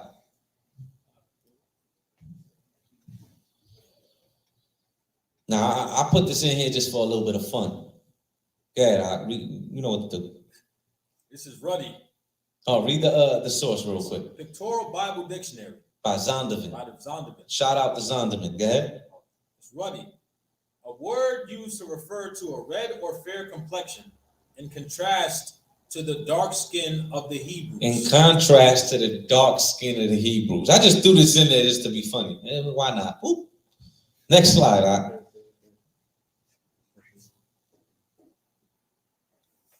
The first source, the Jew or Negro, being a study of the Jewish ancestry from an impartial standpoint. This is from Arthur Talmadge Abernethy on page 9. The original Jews, therefore, short, dark people of the long-headed type. The original Jew and Negro were then descended from the same father. Headshot. Okay. This is the second source, of book 5, 1 through 13 of the histories by Tacitus. Many assure us that the Jews are descended from those Ethiopians who were driven by fear and hatred to emigrate from their home country when Caiaphas was king. You see that? So you see the source? Yeah, the Jews and the Negroes had to come from the same father. Yeah, the Jews were Ethiopians, just meaning dark skin, because that's all Ethiopia means. Dark skin. You see that? Next slide. That's when you gotta give them the tight lip. Go ahead. Now this is medieval Jews. Now we're going into this is probably my favorite section of the slides. The medieval Jews of Europe. My favorite section, because this right here ruffles a lot of feathers. What do you mean, black Jews in Europe? What do you mean this? And just sit down, take your pen and your pad out, and come to class, brother. You'll learn. I'll probably give you some books for free. Probably not. It's a lot of people. But now read that. The first source is Literature and Science by Monica Schmitz-Emmons on page 149. She says, ethnological and popular literature repeatedly refer to Jews as the Negroes of Europe. The Negroes of Europe. Go ahead. As swarthy. Swarthy. African, mulatto, Jewish, Negroid, and as members of a mongrel dark-skinned race. Come on, man. Read the next one, huh? Come on, man. The next source is by an Edomite, by the way. History in Black by Yaakov Shavitz. Yaakov Shavitz. On page 182. He said in medieval literature. In medieval literature. Y'all know what that is? I hope y'all know what age that is. Who? Medieval. The Dark Ages. In medieval literature, a theory prevailed in which the Jews were part of the black race. It ain't a theory, Salakia. Go ahead. Or were at least dark-skinned. You see that? Next slide. We're going to keep getting into it, man. We're going to keep getting into it. We're going to bang these dudes in the head. Now look at the right side. That's Duke Frederick VII of Saxony. Look at that. That's a coin. That is not, look at that dude, bro. Come on, that's Frederick. Yeah. He said Frederick Douglass. You childish. You see that? We created the first form of currency, by the way. Yeah. Absolutely. So in general, I'm gonna read the source first. It's Medieval Identity Machines by Jeffrey Jerome Cohen. He's also a Jew. Cohen. Page 277. In general, however, Saracens and Jews were the groups most susceptible to representation as swarthy. Swarthy, which means dark skin. All right? Read. Air quotes, Ethiopian or black skinned, making such darkness a signifier of race. You see that? So this is another source. Jews were the groups most susceptible to representation as niggas. That's what they should have just said. Niggas. Black people. They should have just said it, because that's what you want to say on the low. Next source. Source of Black Jews in Africa and America by Tudor Parfit from page 16. One of y'all got this book. I don't know which one of y'all got my book, but one of y'all got this book because it's missing.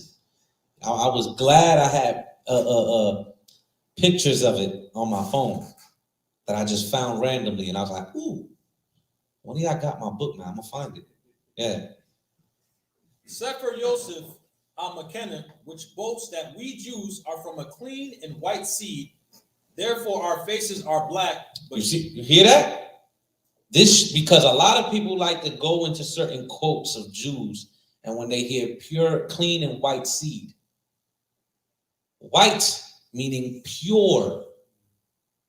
It's an idiom. You see that? Get that in Lamentations 4. Let me prove my point.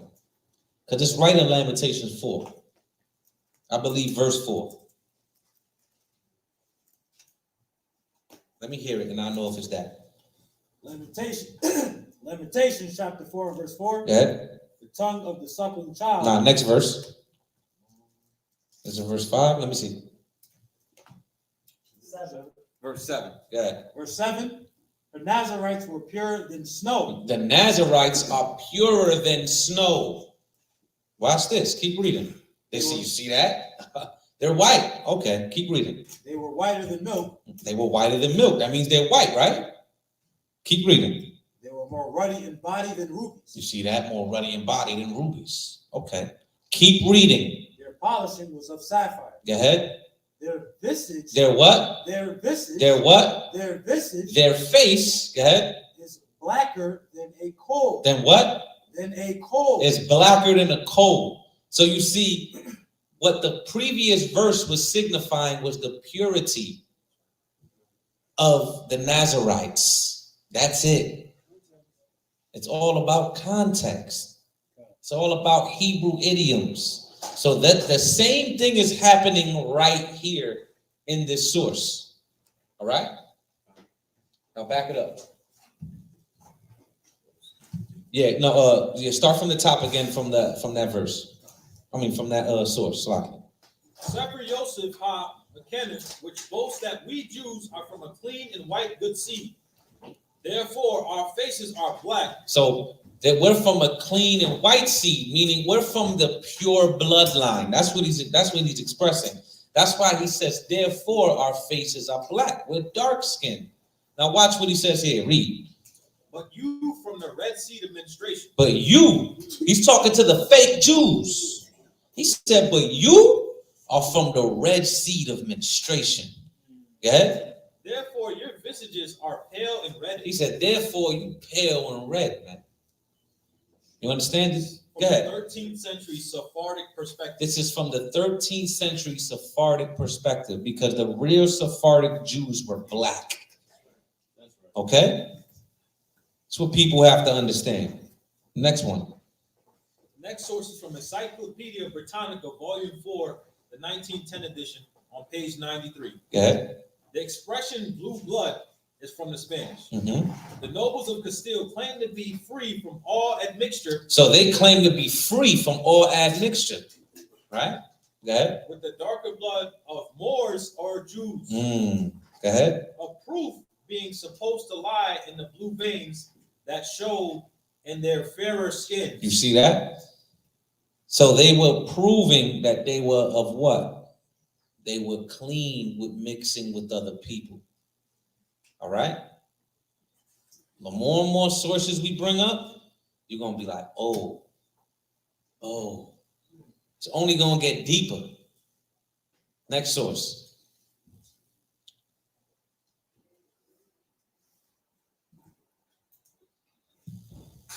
This is from Shakespeare and the Jews by James Shapiro. Whoa, Shakespeare and the Jews. Right? Let me teach you something. Sometimes when you walk in a library or you walk in a bookstore or even Goodwill, because believe it or not, I find a lot of good books in Goodwill. You know, every time I drive by Goodwill, I do Tokyo Drift. I go into there, my rib be like, yeah, I'm looking for a book. And I be finding stuff. And they be like $5. And in my head, I'm like, you don't know what this is worth. Telling you, do it. And you'll look at a book and it'll be like ancient history of Europe. And you'll walk past it because you'll see some white lady on it. You'll see some white dude on it, right? You'll be like, whatever. Open the book up, I guarantee you're going to find something. You're going to be like, huh? This is me. I'm telling you. Read that.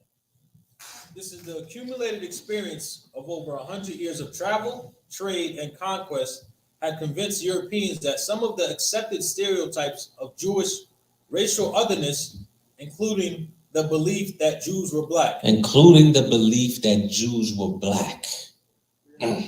Yeah? Needed to be qualified. When William Bremerton jotted down his impressions of the Jews in the synagogue in Amsterdam in 1635. In Amsterdam, all right, where they're getting high. Yeah? Well, now, it's like it, yeah. He noted that the Jewish men are most black and insatiably given unto women. Mm-hmm. Drawn here on contemporary prejudices linking blackness and licentiousness. And when the Scottish minister Robert Kirk toured London in January 1690, he also paid a visit to the synagogue there, where he observed over 200 Jews worshiping. He noted in his journal that they were all very black men and indistinct in their reasonings as gypsies. I want you to remember this, because all the sources I'm going to bring out today is going to tie in with a bunch of sources I'm going to bring out in the future. Okay? Continue. By the end of the 17th century, works like the English translation of the Francis Maximilian, Missions a New Voyage to Italy, make clear that it is a vulgar error that the Jews are all black. This mission observes is only true of the Portuguese Jews. The Portuguese Jews. The Sephardic Jews. Remember that. Look, Abadia like, ooh, because Abadia's father's from Portugal. And that's a black man. You see that? Continue. Who, marrying always among one another. They always, we just read that in the previous source. They always marry the one among each other. Why? Because they didn't want to look like the people around them. If you actually study it and read more. You understand that? Right. Go ahead. Begat children like themselves. Consequently, the swarthiness of their complexion is entailed upon their whole race, even in the northern regions. Even in the northern regions. Continue. But the Jews who are originally of Germany. But those damn Amalekites. Yeah. Those, for example, I have seen at Prague, are not blacker than the rest of their countrymen. Even Manasseh ben Israel, in his plea for the readmission of the Jews into England, offered evidence that some of the Jews in distant lands differed racially. You see that? Showing you the difference here. Okay? Next source. Don't worry, y'all gonna get it. Just, I know y'all probably got questions. Y'all gonna get the whole PowerPoint, so don't worry. Yeah. The first source is Mark of Distinctions, Christian Perceptions of Jews in the High Middle Ages by Irvin M. Resnick. He says, regardless of whether only Jewish men or both men and women were understood to be dark complexioned in medieval Christian perception, it remains to determine why a dark skin color should be assigned to Jews at all. For theologians, the link between dark or black skin and the blackness of sin seems assured. Devils. Okay. Medieval scholastic natural philosophers, however, sought causes rooted in nature. An investigation into these causes could be divided according to the medical theory of the natural, non-natural, and contranatural influences on the body. For our purposes, however, it would be simpler to divide our discussion into two: external or internal influences upon skin color. Now, a lot of this is the beginning of what will be known later in history during this time will be the Hamitic hypothesis. Okay, we're not going to get into that. Also, future classes. But they were trying to figure out and come up with theories on why the Jews were black. This is why all of this is happening. Okay, continue. Next source. Next source is the Sources of the Pentateuch by Samuel C. Bartlett on page 118, which says, thus the black color is found not only in individuals as the black Jews of Portugal, but in tribes, as the Bakaris on the Red Sea, whose hair and character are perfectly Semitic. Perfectly Semitic. Go ahead. And the white color in the brutalized descendants of certain exiled Irish of Ulster. Exiled. Because who was ruling? Continue. Whose features are almost of the African type. You see this? Next. Now look at the right real quick. All right. See that coin? That Klev Vladimir the First. That's Russia. Look at him. He got braids hanging down, all that. That's a nigga. All right? Read that source, huh? This is the Mediterranean race Italian G. Surgeon from 1901. Go ahead. It's a study of the European people called the early settlers of Europe, which would be the Euro-Africans. Which would be the what? Euro-Africans. Okay. Next slide. This is the history, the destruction of the city and temple of Jerusalem, and the ruin and dispersion of the Jewish nation by Thomas Brown on page 180. Go ahead. The Spanish and Portuguese Jews claim their descendant from the tribe of Judah. Say it again. The Spanish and Portuguese Jews claim their descendants from the tribe of Judah. From the tribe of Judah. Okay.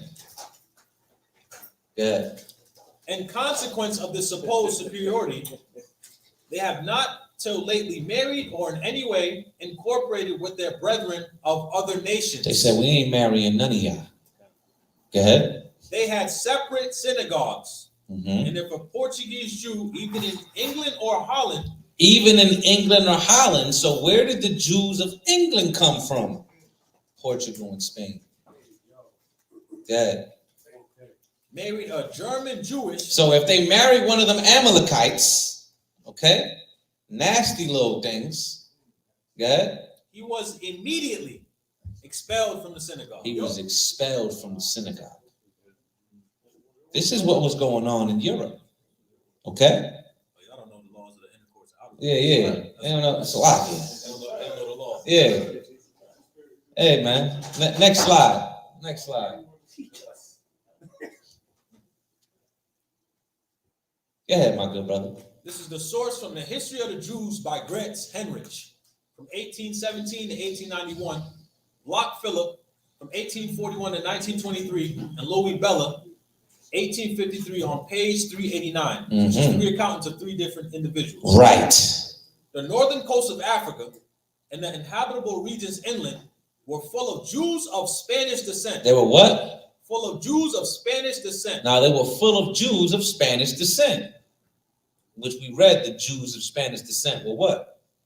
Dark skin. Yeah. From the northern coast of Africa, so y'all remember that. Mm-hmm. They had congregated there in great numbers during the century from the persecution of 1391 to their total expulsion. Mm-hmm. From Safi, which is the Safi, the most southwestern town of Morocco. Morocco. What? Go ahead.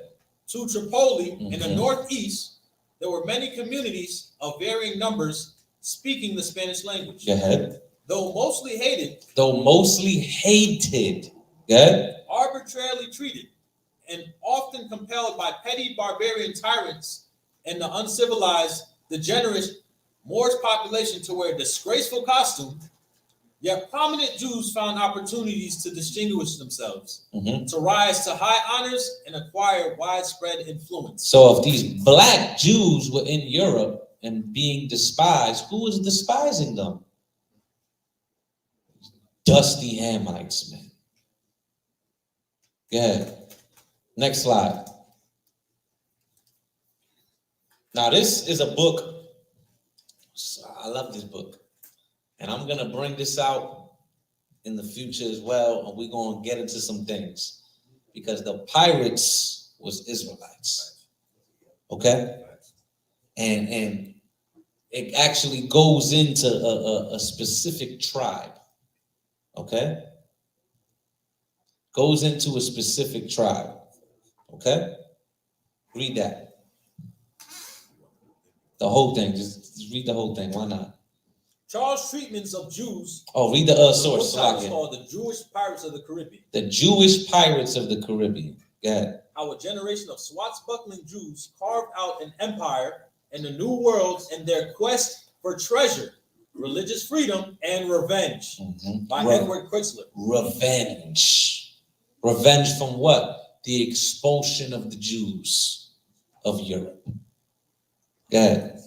Charles' treatment of Jews in his realm was consistent with the tolerance he expressed in the Declaration of Breda.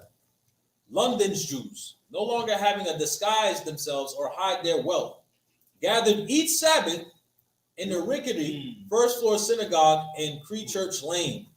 Their place in society was endorsed by John Greenhalgh, a prominent Christian, who, having visited the synagogue in April 1662, observed in a letter to a friend. It says, when I was in a synagogue, I counted about 100 Jews, all merchants. Merchants, meaning they knew how to be in the seas. Go ahead. Not one mechanic person of them. Most were rich in apparel. Rich in apparel. Fly garments. Right? Yeah. With various jewels glittering. For they are sound like Harlem. Yeah. For they are the richest jewelers of any. They are the richest jewelers of any, man. You understand that? Yeah. This can't be Amalek. Niggas wear a black suit, the same black suit for 3 weeks. That's what they do, brother. This is what they do. Stinking. I am the chosen. You seen them dance?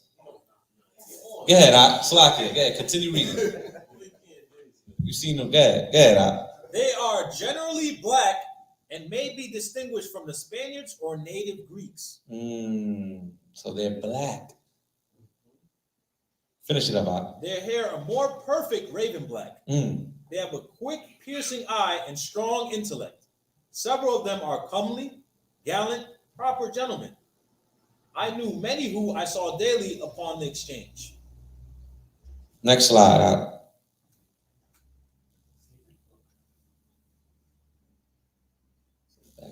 So this is the images from the Leon's Bible. Yeah, look at that image from the Leon's Bible, right? That don't look like white people to me. Okay? Read the source. This is a source from Anglo-Israel. Anglo-Israel. Okay? Like Anglo-Saxon. Angelic sons of Isaac. Okay? Read. By William Henry Poole, page 258. He does a wonderful account into proving we're the people, by the way. Wonderful. Claudia Rufina, raised beneath the sun that shines on Britain's dark cerulean race. Whence comes it that thy heart is like our own, that thou hast such a beauteous form and face? See that? So there was a dark, beautiful race in London. Honoring our women. See that? It's like Muhammad did. Right. Next slide. First source is When Scotland Was Jewish by Elizabeth. When Scotland was Jewish. Damn. Okay. By Elizabeth Caldwell Hirschman on page 59. We're going to be in this book a little bit. Huh? Good. The name Douglas. Dark stranger. And Gaelic. And may have originated from the Mediterranean complexion of the family founders M. Brown in 1988. Yeah, that's the quote. Okay. The Douglases, so named for their dark coloring, Go ahead. were the dominant force on the borders of England and Scotland from 1300 all the way to 1455. From M. Brown in 1988. Family portraits attest to their Mediterranean physiognomy. Who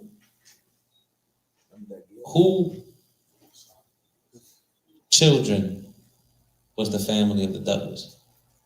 Do y'all know? Who descended from the family of the Douglas? King James. Yeah, next one, huh?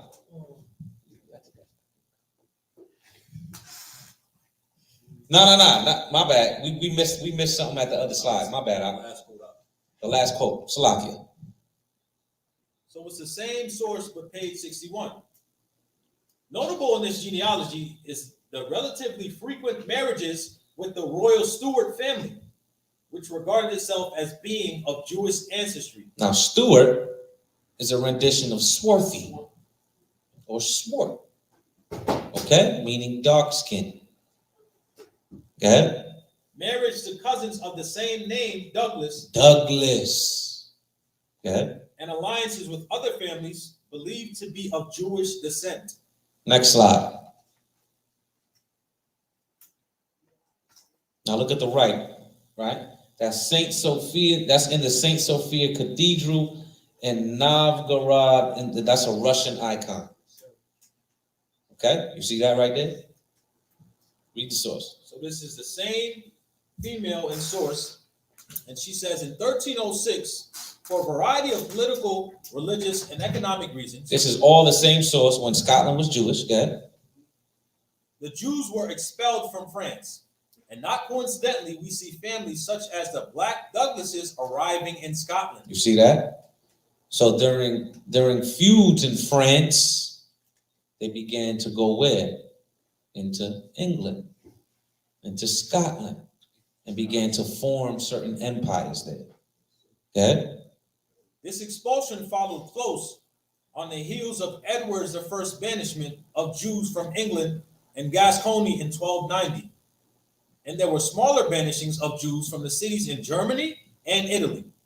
However, as Ben Bassa writes on page 15, the expulsion in France affected a greater number of Jews, almost 50,000 persons, Exiles found refuge in Lorraine, Alsace, the Rhine Valley, even Poland and Hungary, and the Duchy of Burgundy, the Dauphiny, Savoy, Provence, the Comtat Venetian, and Spain.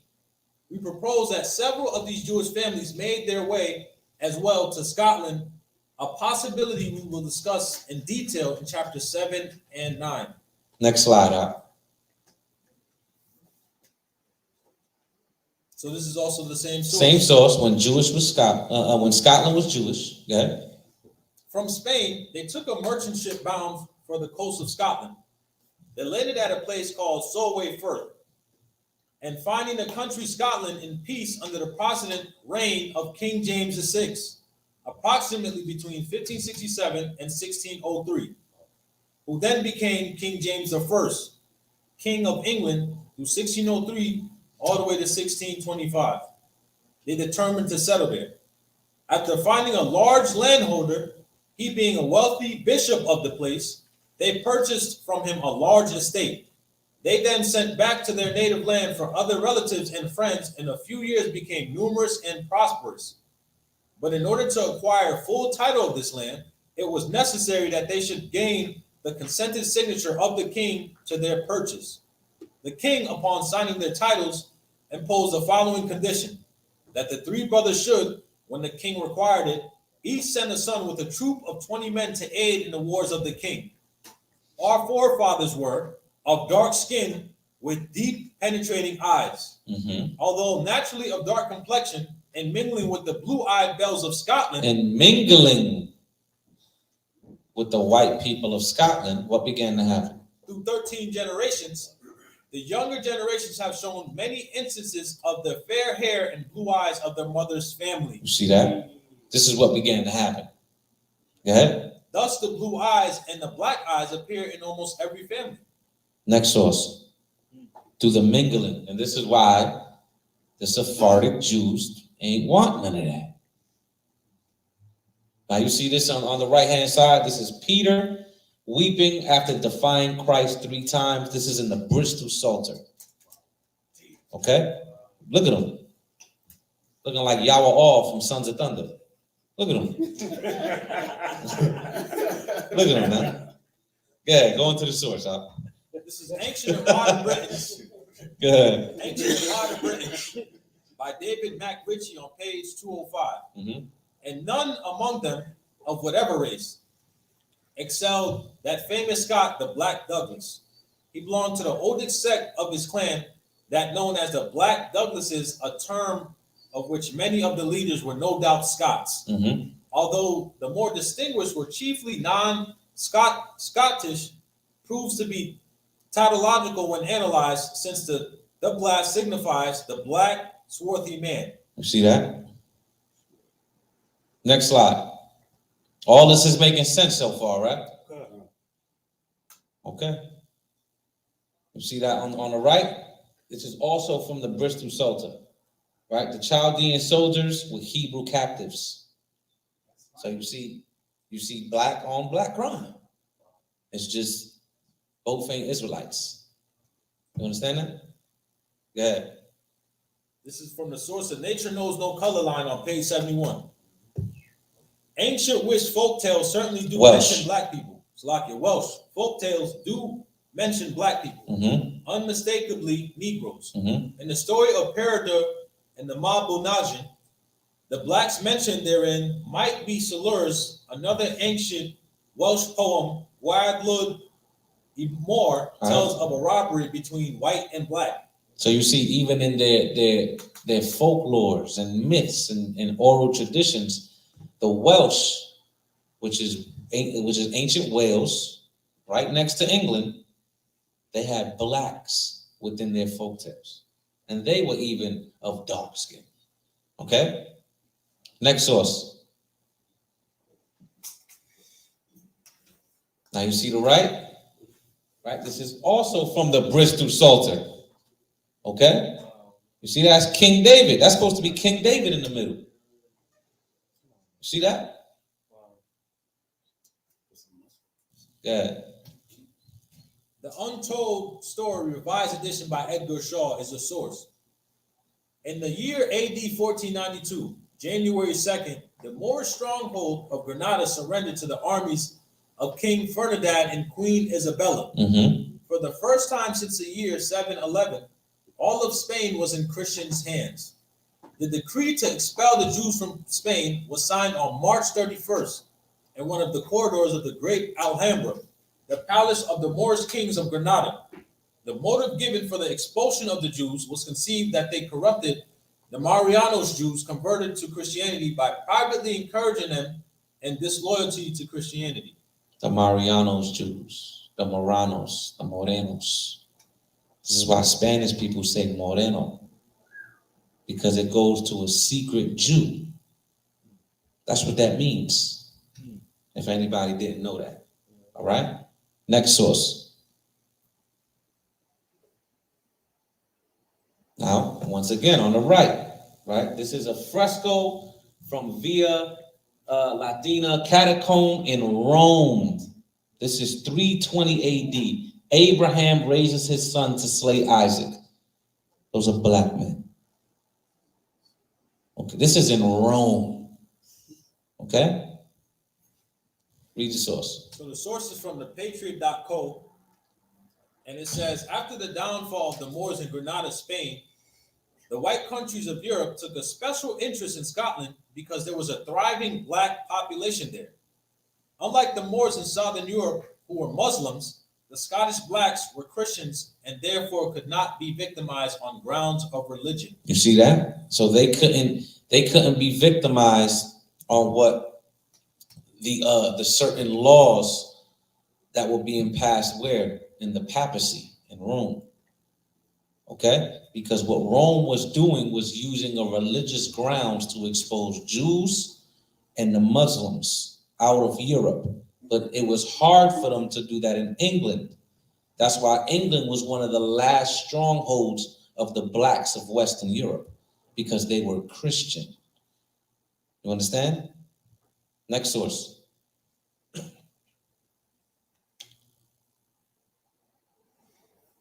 This is the textbook of the origin and history of the colored people, the anti-slavery collection from Hartford in 1941 by a Skinner printer. It says the Portuguese who planted themselves on the coast of Africa a few centuries ago have been succeeded by descendants blacker than the Africans. You see that? So the Portuguese are also known to be blacker than Africans. Okay? A stronger case is still to be found in the fact that the descendants of a colony of Jews, originally from Judea, Southern Kingdom. We just read those precepts earlier. Go ahead. To the coast of Africa are black. Are what? Are black. Are black. Next source. Now this right here. Early Spanish manuscript illumination by John Williams. Okay? We're going, this one right here heavy. Okay? Go to the next, now this is, we're going to show what's in this book. Right? Go to the next one, man. Next slide. Now I want you to take a good look at that. I want you to take, can you see what's highlighted? Nah, right? Sure? I think I took it out. Oh, he could zoom in. All praises. I got it. All right, read what's highlighted. It says a little further on in the manuscript, monstrous white men and blacks. Monstrous white men and what? Blacks. Now this is explaining the top right-hand corner. You see all those black men in red? The monstrous white man is on a goat. That's how because they were supposed to be monstrous white men on a goat. Why? Because they're signifying certain prophecies in the book of Revelation. Read it out. Read it again. White men, monstrous white men and blacks carrying curved sabers and an emblazoned shield march toward the Antichrist. March toward the Antichrist. That's when you go in the bottom.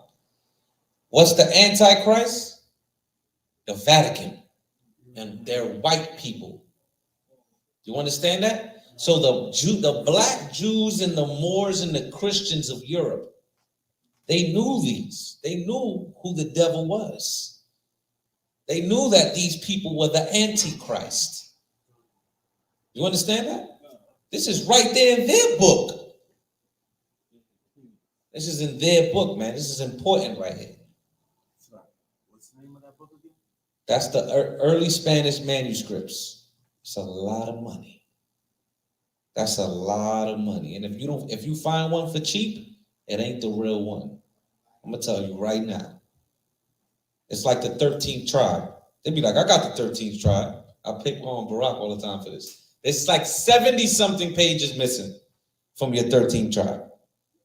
No lie. Oh yeah, there is, brother. It wasn't $15, okay? The real 13th tribe is a lot of money. Go to the next one. Now look at this. Same book. This is the same book. Now look closely. Who's fighting who? You got a bunch of black people on the right side with their kingdom fighting white invaders. You see that? With their garments on, their headpieces, they got their scarves. Nothing new under the sun. I didn't make this book. Just saying. Next source. Everybody know this, the Russian icons. I just want to show how he's painting black images white. Look behind him, the ones he didn't touch yet. Look at what he's painting. Another book that's very expensive. $700. Next source. I tried to get it. Salakia.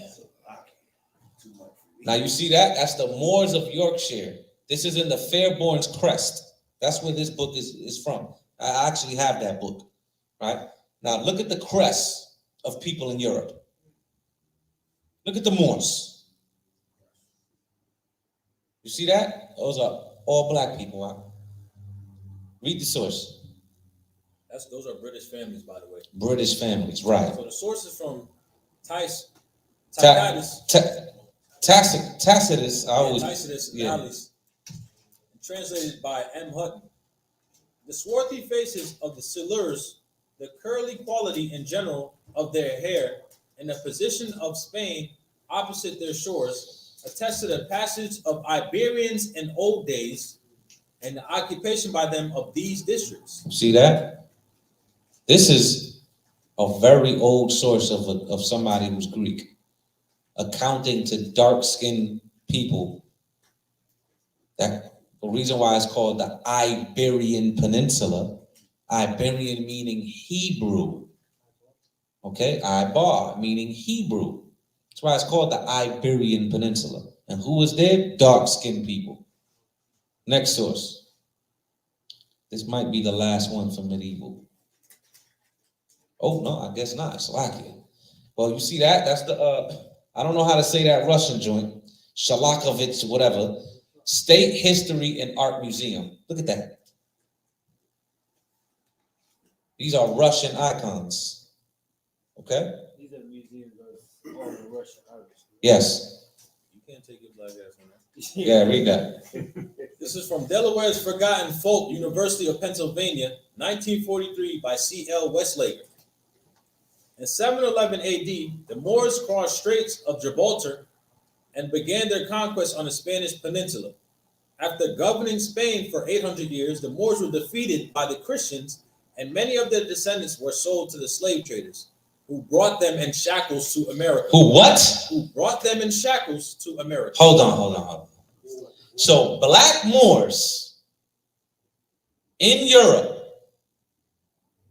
were brought to shackles to America.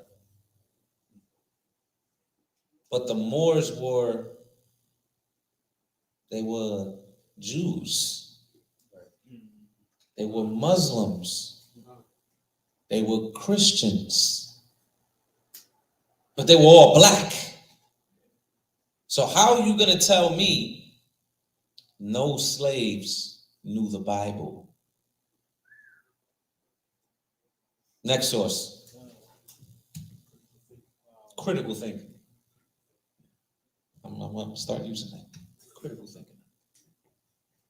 The first source is from A History of the Inquisition of Spain by Henry Charles. This is important. Lee on page 141. Mm-hmm. In the confusion following the invasion of Charles VIII in 1495, the people arose against them, the Jews, and many abandoned their religion to escape slaughter or slavery.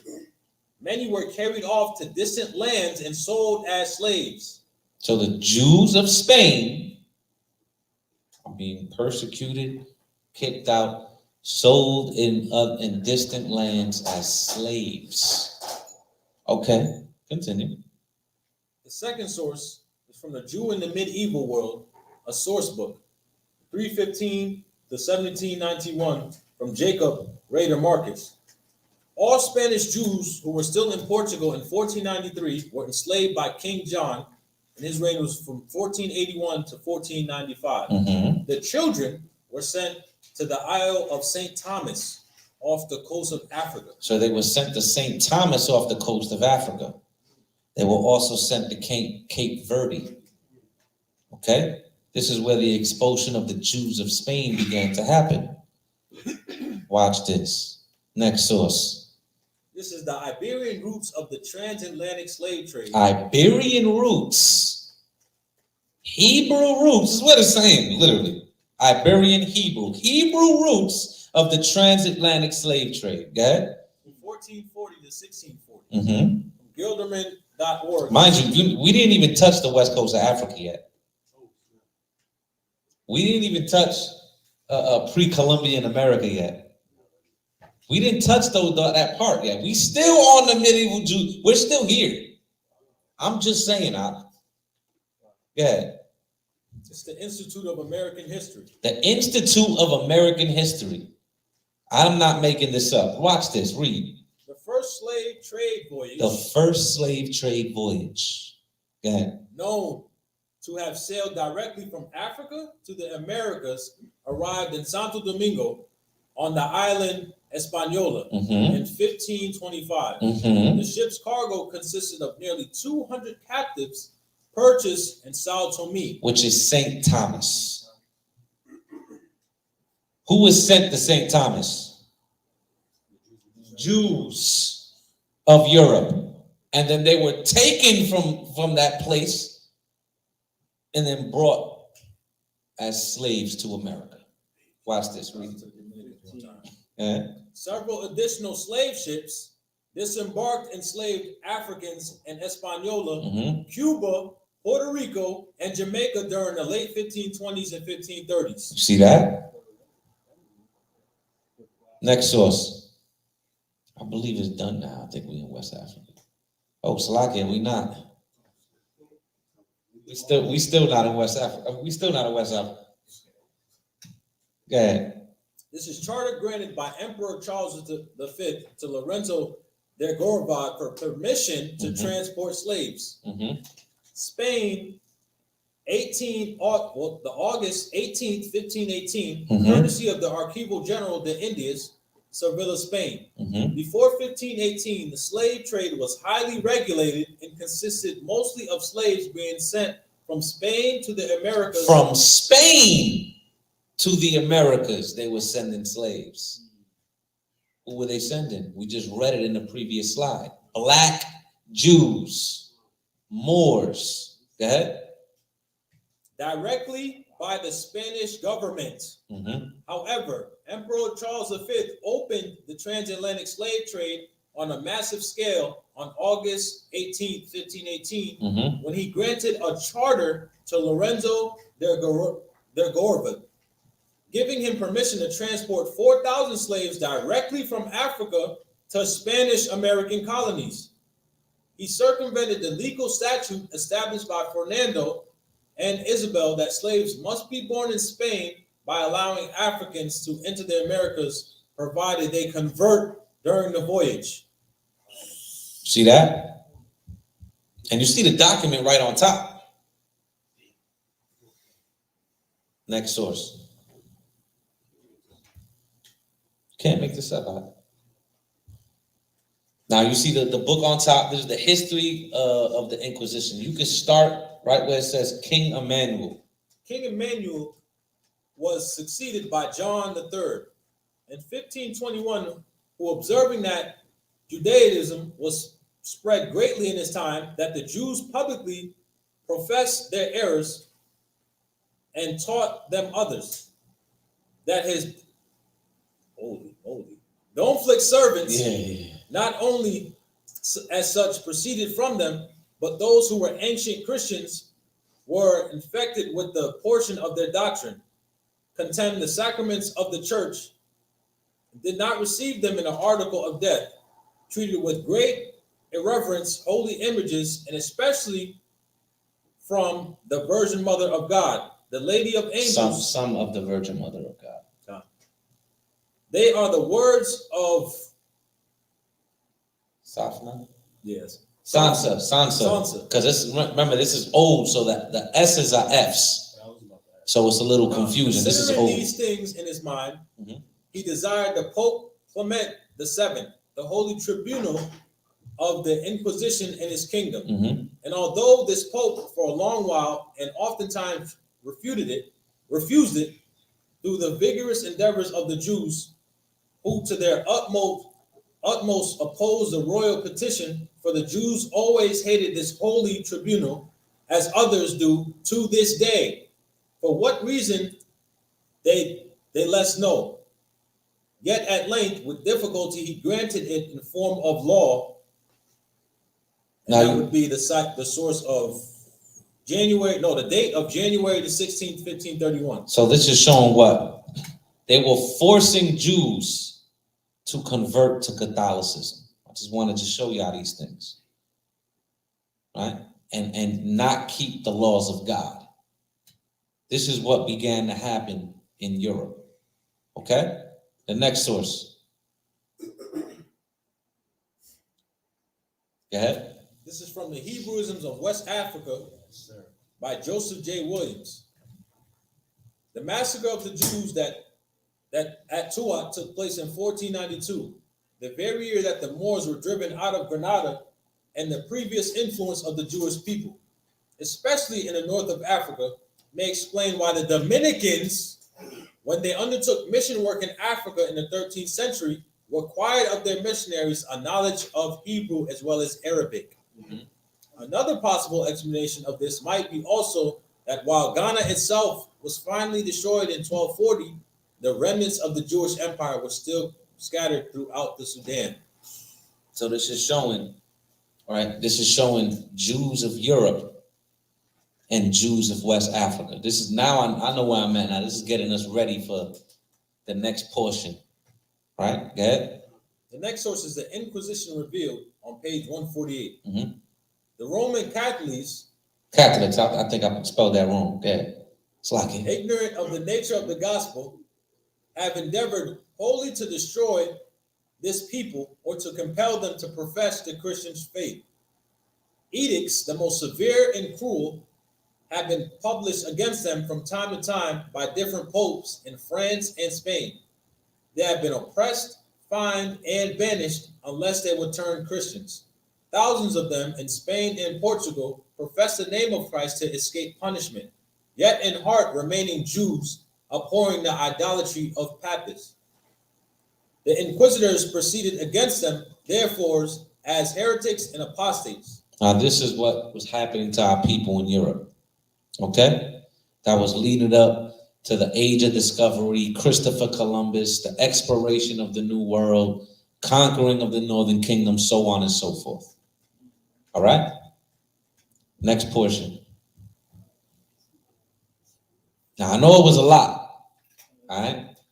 Y'all brothers could get up, y'all could stretch, you know what I'm saying? Go get some water, all right? Read that. This is The Miseducation of the Negro on page 19 from 1933 by Carter G. Woodson. Most missionary teachers of the freedmen, like most men of our time, have never read the interesting books of travel in Africa and had never heard of the Tariq-e-Sudan. They never heard of the Tariq-e-Sudan. This is what he's saying in The Miseducation of the Negro. Next slide. That's the Tariq-e-Sudan. The Tariq-e-Sudan is talking about Jews in Africa, in West Africa. With the, you see that Jews of Bilad el-Sudan? This is what this is talking about. So why would somebody of the miseducation of the Negro saying, they never told y'all to read this? That's how I found out about this source. I'm reading the miseducation of the Negro and I said, what is that? And boom, it leads you to Jews in West Africa. Okay? That have an oral tradition of them fleeing Yemen and going into Africa and finally landing on the west coast of Africa. Go to the next slide.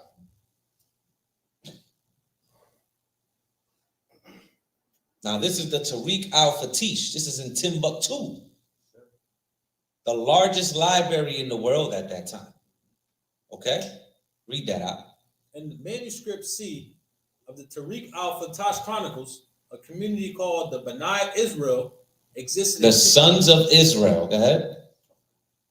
Existed in Tadirma, Mali, in 1402 CE. They were said to own 333 wells, had 7 leaders, and had an army of 1,500 men. Tadirma is in the modern Timbuktu region of Mali. You see that? This is documents written in Arabic of Jews in Africa. Next source.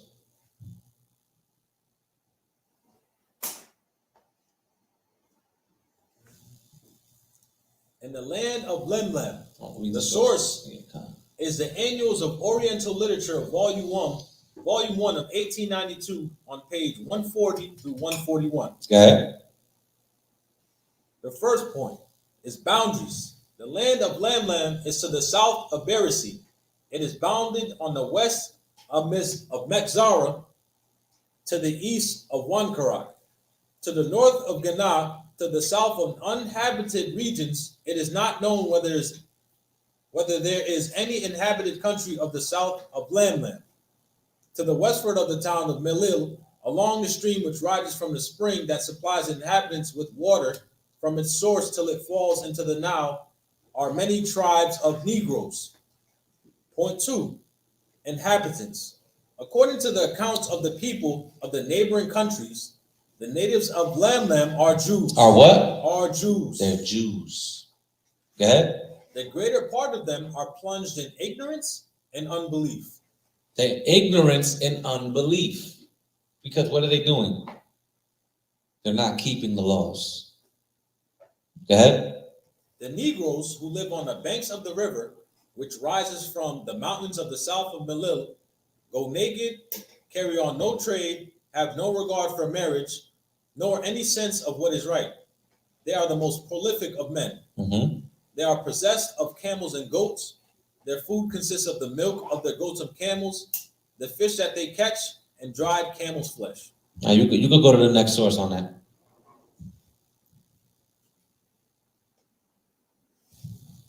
The next source is Jews in Places You Never Thought of by Karen Permack on page 9 through 10.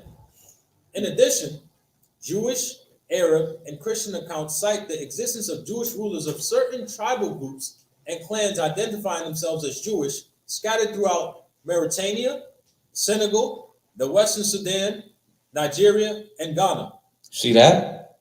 Jews scattered through all of these regions of West Africa. Yeah.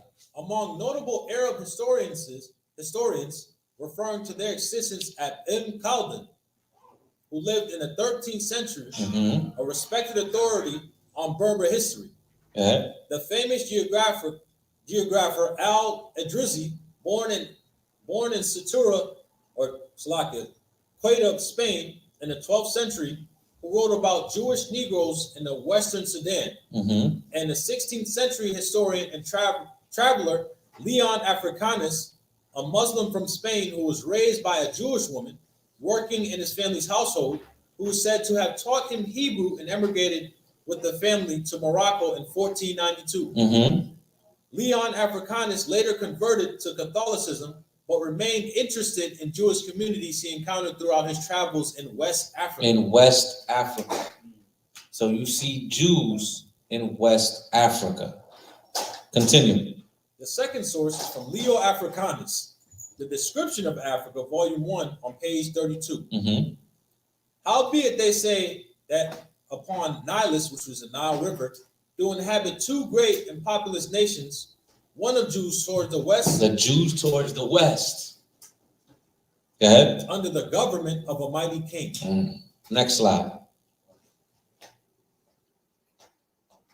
Now you see on the right-hand side, this is a Hebrew inscription from Morocco, dated 3rd century BCE.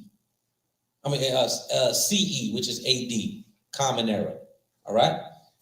A Hebrew inscription. Why is that in the west coast of Africa if we ain't there? Okay. The source is from A System of Universal Geography, or a description of all parts of the world on a new plan, according to the great natural divisions of the globe by Conrad Maltbrun. It says the kingdom of Loango contains black Jews scattered throughout the country. They are despised by the Negroes who do not even deign to eat with them. They are occupied in trade. So they're despised by the Negroes, by other blacks. You understand that? Yeah. They have a separate burying ground. So let me go back up a little bit. They are occupied in trade and keep the Sabbath so strictly that they do not even converse on that day. They have a separate burying ground very far from any habitation. The tombs are constructed with masonry and ornamented with Hebrew inscriptions. And they're ornamented with Hebrew inscriptions. Next slide.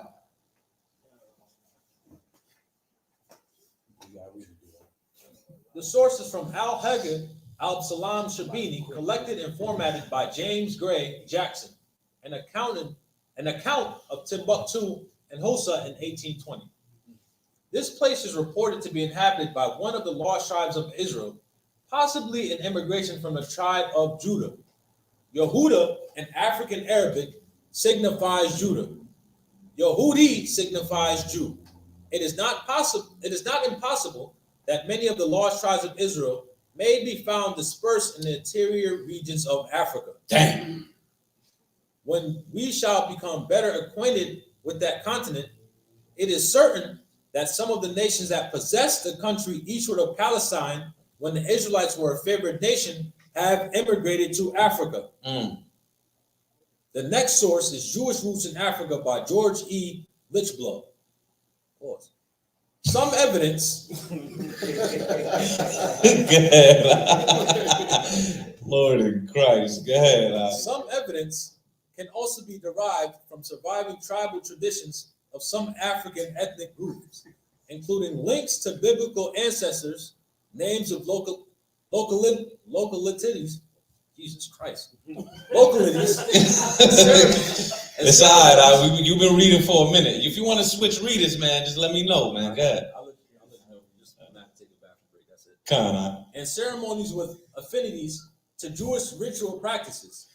Moreover, the writings of several modern West African historians and two personal anecdotes indicate that the memories of an influential Jewish historical past in West Africa continue to survive. You see that? I'm just banging you in the head with sources.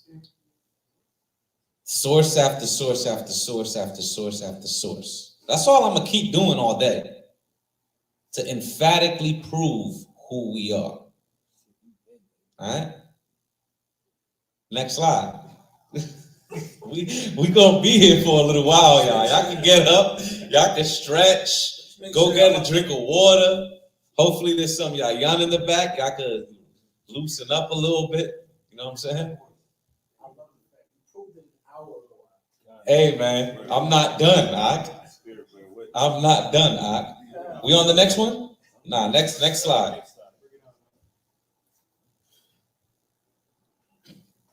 Look at that. You see that picture? That's the Magandawa Da. All right?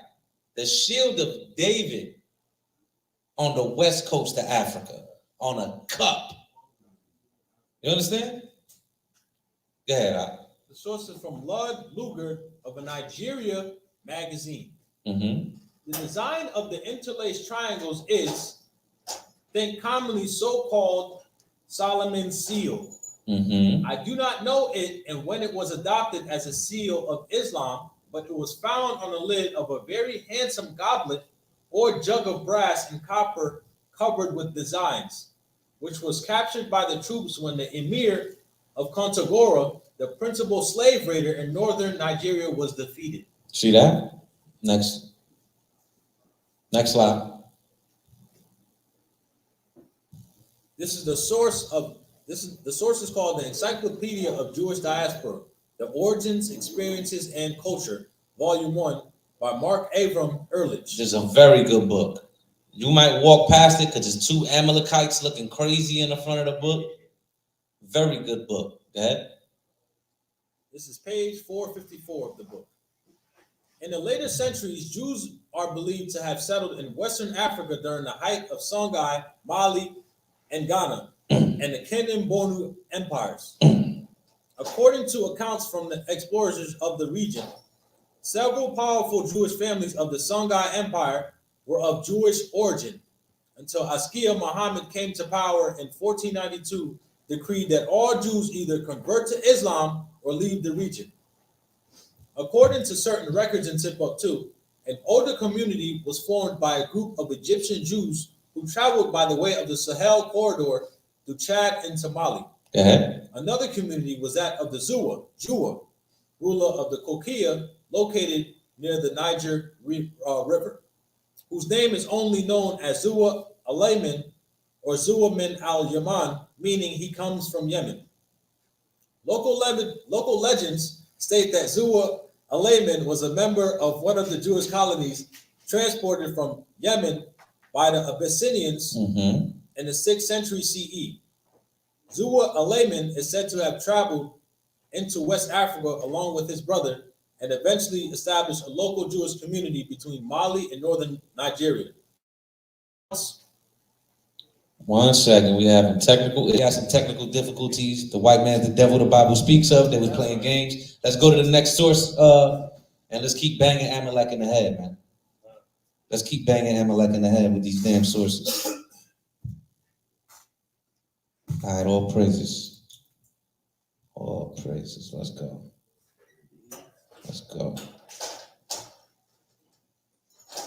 All right, you see on the right-hand side, that's the same place, right? That's something that holds oil, right? A menorah-shaped bronze lamp from, once again, Morocco, from the 4th to 5th century, right? Archaeological Museum in Rabat.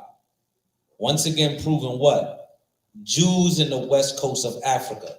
This is the 4th, 5th century AD. All right? Read the source.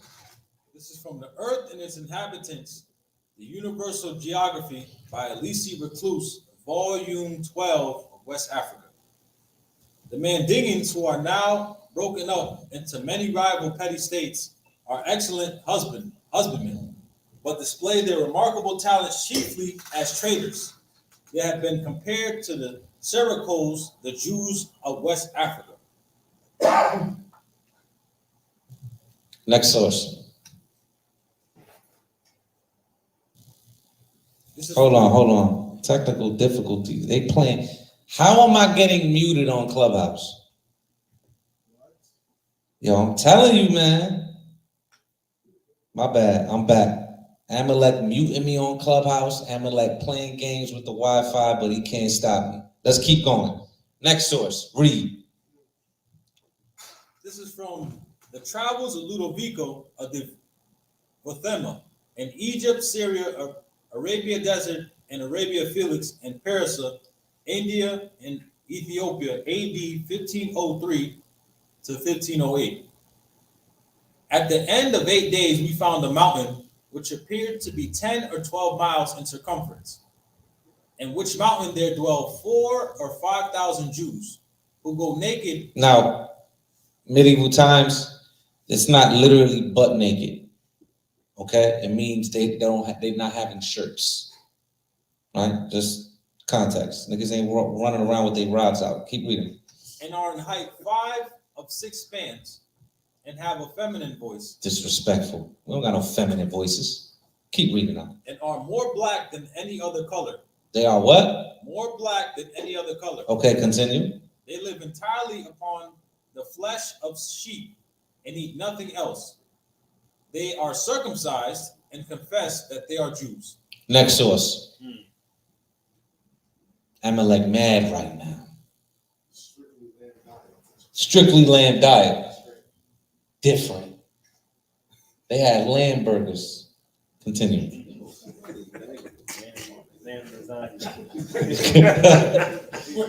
Lamb lasagna.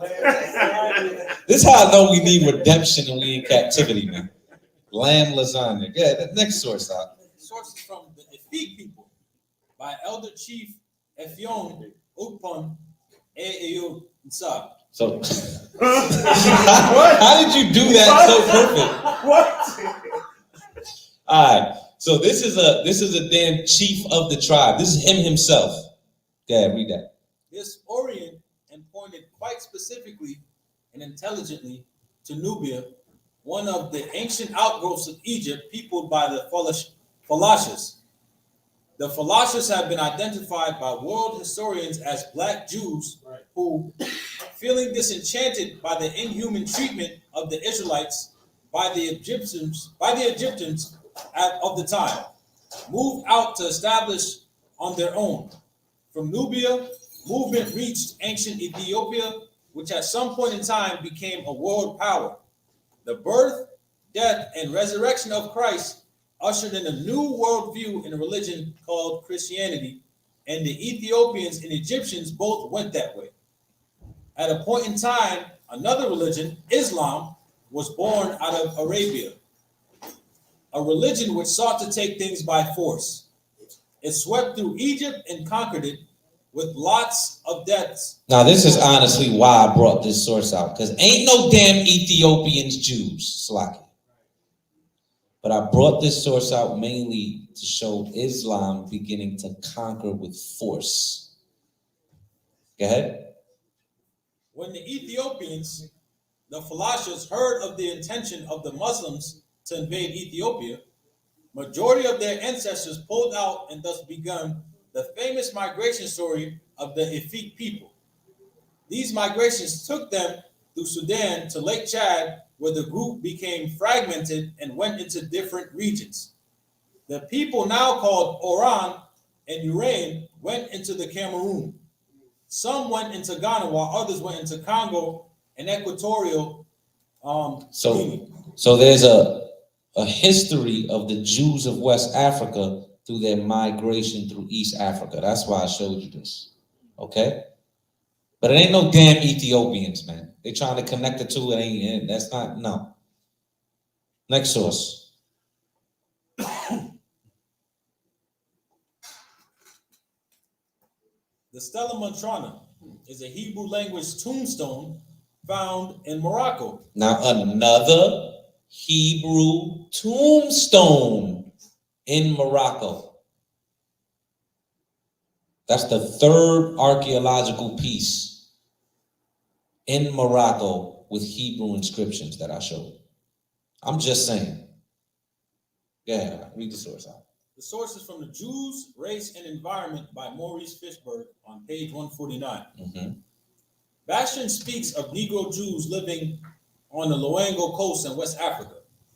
Movambu, or Judeos, they are called there. They are, on the whole, a fair-looking race, says Bastian. They are more serious and restrained than the rest of the Negroes. Although in other places they are despised, here they take a dominating position, or at least such as to be respected and partly even fear, because they are rich and have most of the commerce in their hands. The same author claims that though they are of Negro race, still he detected Semitic Ambifopino on the east coast of that island. He met natives who called themselves Zafi Ibrahim, or descendants of Abraham, and who claimed to be altogether Jews. But I could not detect any difference in color, features, or dialect between them and the other people of the eastern coast, comments the author. You see that? Let's continue. Next source.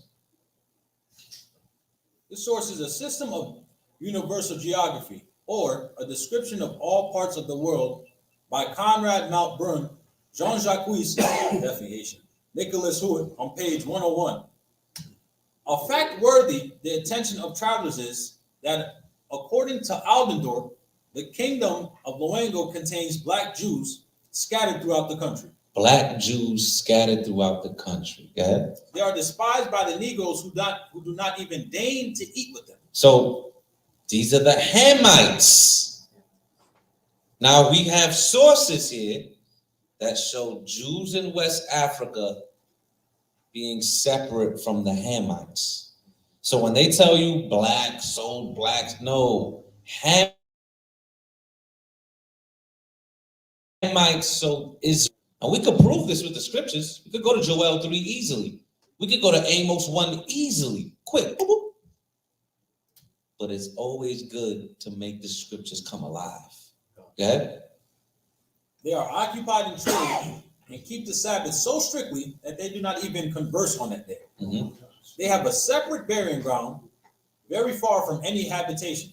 The tombs are constructed with masonry and ornamented with Hebrew inscriptions. With Hebrew inscriptions. You could stop there. You could go to the next verse.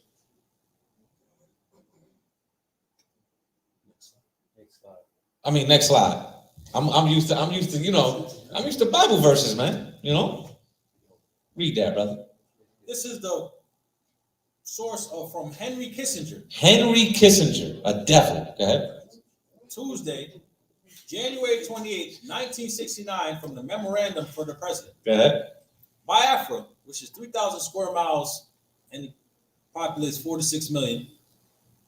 Colonel Ojukwu, 35, British trained, erstwhile playboy, presides over the popular support and military morale of a people convinced that defeat means extinction. The Igbos are the wandering Jews of West Africa, gifted, aggressive, westernized, at best envied and resented, but mostly despised by the mass of their neighbors in the Federation. Despised by the mass of their neighbors. Go ahead. They have fought well by African standards against heavy odds.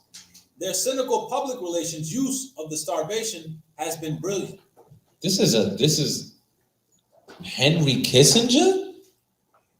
No sweat. Keep reading on. The next source is the biblical Hebrew origin of the Japanese people by J. Edelberg. Now, I will bring this source out in the future when I go into the samurai, when I go into the certain people within the mountains of Japan. Okay? Because remember, we everywhere. Okay? And we were the samurai. Those were Jews. Those were Israelites, to be exact. Okay? From page 11 and from 12. In 1972, after returning from the Ivory Coast, the author published his first book, Gabaryam, a story about Hebrew biblical footprints left in ancient African cultures that uncovers as a fascinating step-by-step puzzle. The 40-year mysterious journey through African coasts, deserts, mountains, and seas on the way from Egypt to Israel during his engineering career, while managing large Israeli overseas engineering operations, including Iran and Ivory Coast, the author discovered some interesting linguistic and cultural similarities between the Hebrew language and Bambara, spoken by an African tribe in Mali. See that? Similarities between Hebrew and the languages of Bambara. Now, of course, over time, through the synchronism of cultures and the amalgamation of marriages and tribes, the Hebrew dialect will change.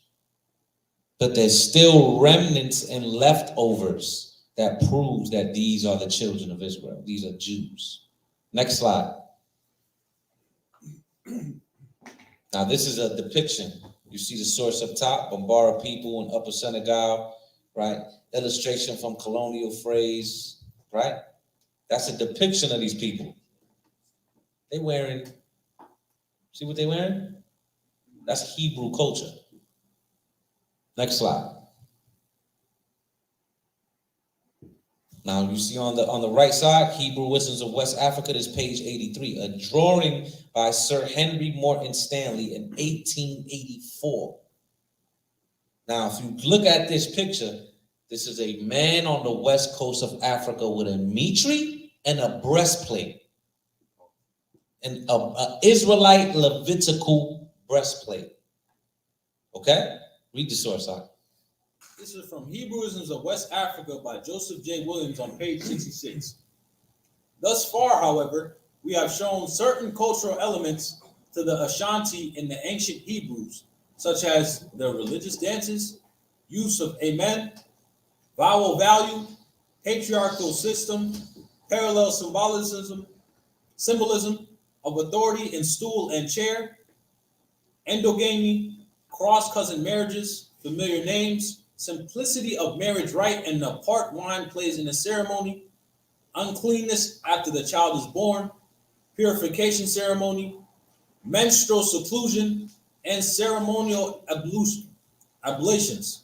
Besides Ashanti, loan words apparent to Hebrew origin. Ashanti. You see this? The Ashanti, I'm not even gonna, I'll bring that out next time. Next slide.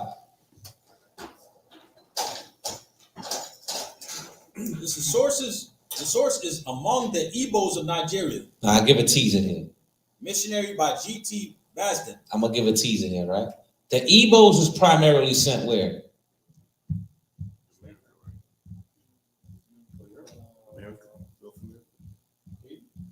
Haiti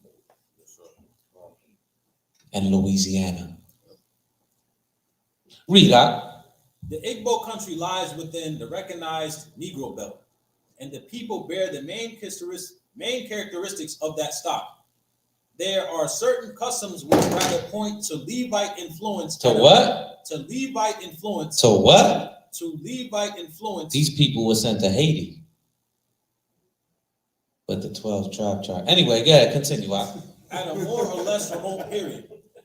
This is suggested in the underlying ideas concerning sacrifice and in the practice of circumcision. Mm-hmm. The language also bears several interesting parallels with Hebrew idioms. Next slide. This is from The Earth and Its Inhabitants, The Universal Geography by Elise Recluse, Volume 12. East of the Great Popo begins the Dahomey territory. Now, everybody probably heard of that movie, right?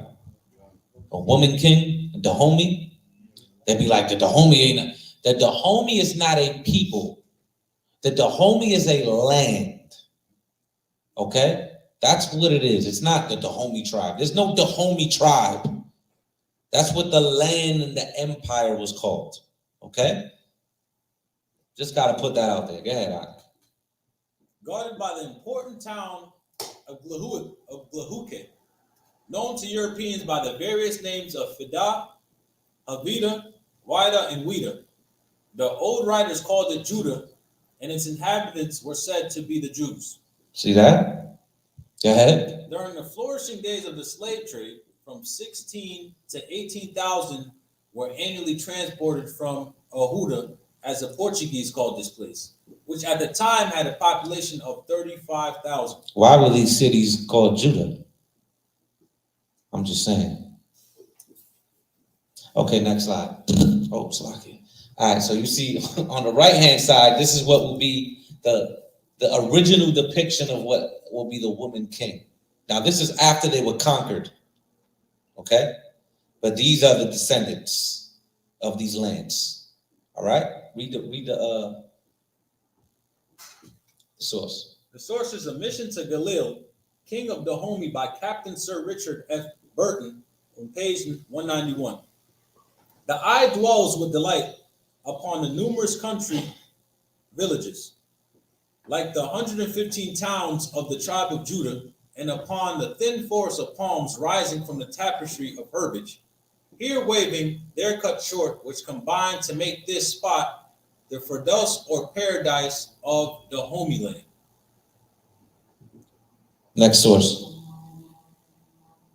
Now, you see the where this comes from, right? Can you zoom in, Abayak? Because I need you to zoom in for this, to this map. Now you see is a map, page 257 on Alan Howard Gabry's Lost Tribes Myth, making the location of the known Negro Jews in the African continent of the Southern Mediterranean. Can you zoom in up?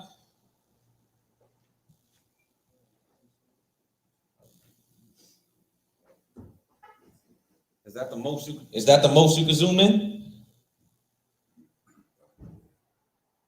There gotta be a way you can zoom in. If you can't zoom in, it's all good. This slide will be pointless.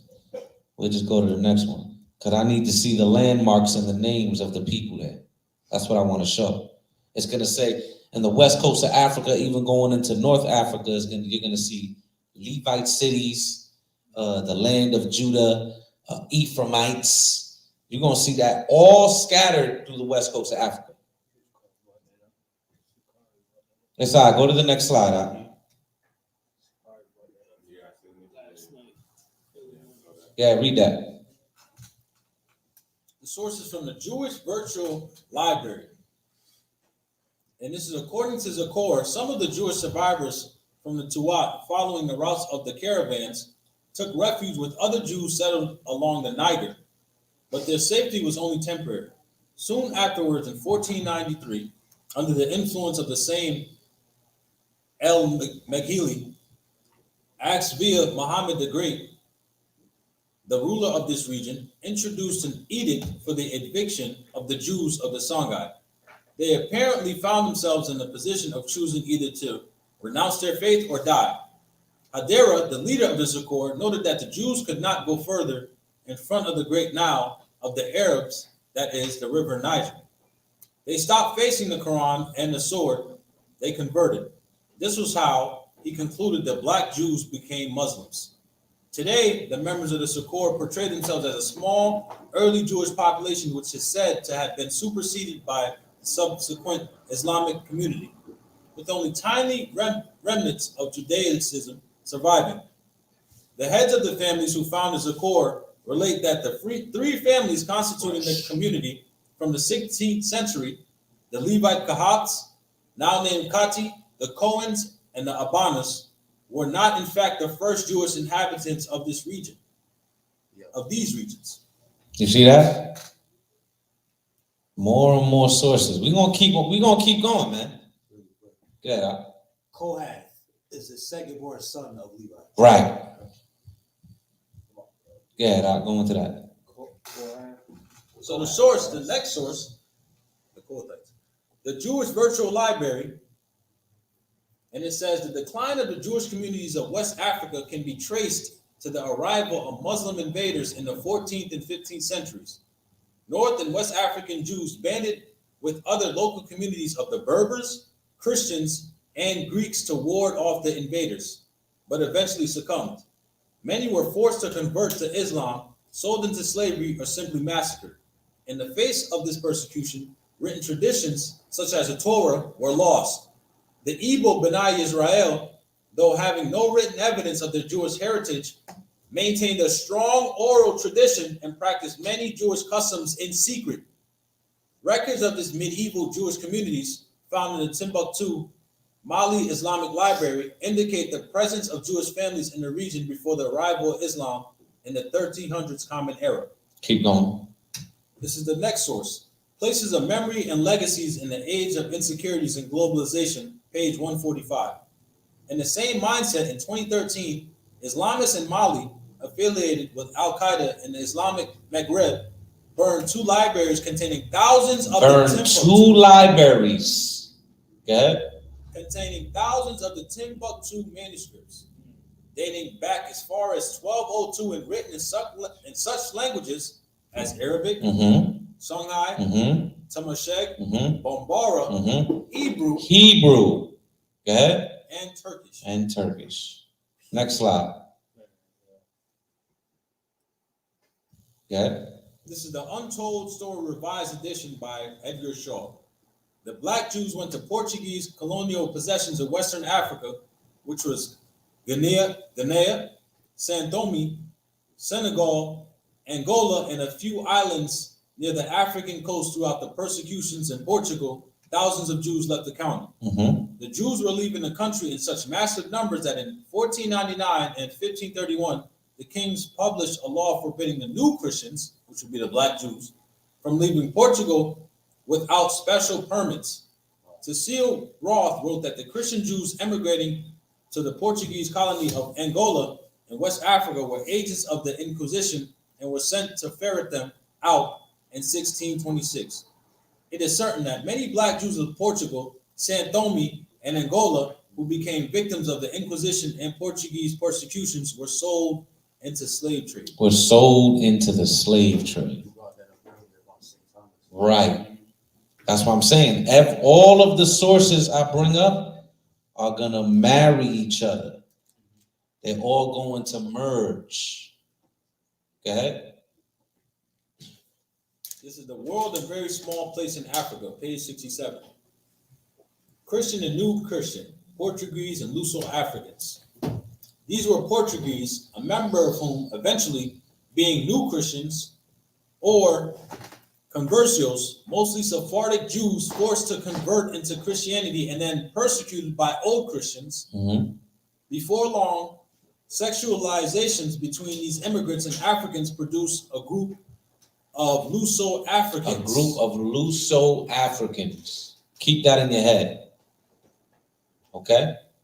Men taking Jewish men or Jews, black Jews of Portugal, we already know this, taking African women and having something known as history as Luso-Africans. Keep this in your mind. Next slide.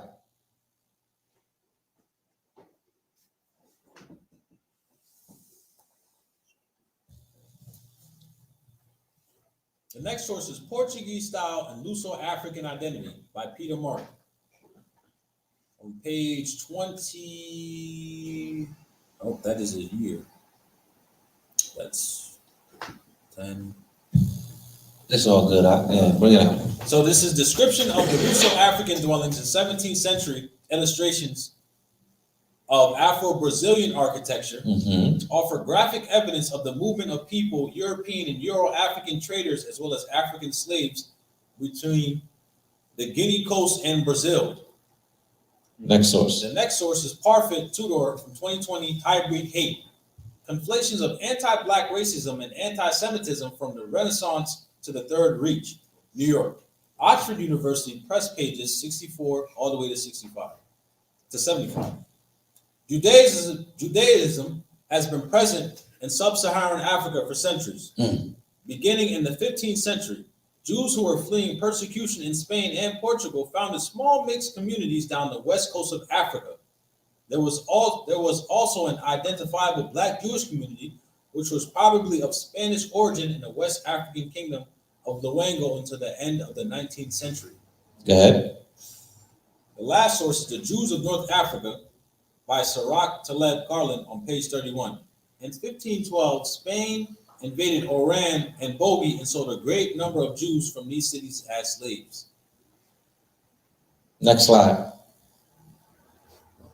This is the source of Black Jews, the religious challenge or politics versus religion by Ulysses Santa Maria.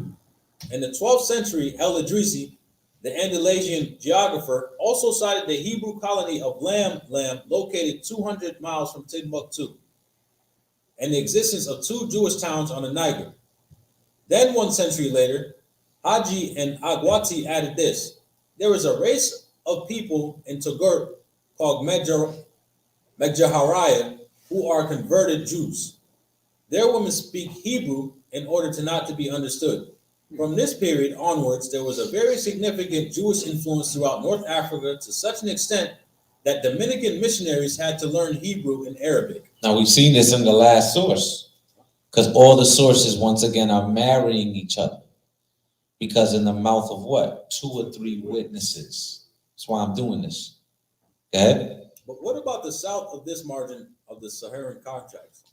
In the reign of John II of Portugal, nearly 700 Jews were taken from their kin and deported to the island of Sao Tome, which is St. Thomas, on the west coast of Africa. This island is also close to Nigeria, Cameroon, and Gabon. Escaping from St. Thomas, the Jews emigrated to the coast of Angola between 1484 and 1499. They must have settled in several Portuguese colonies and over the centuries mixed with the indigenous black population.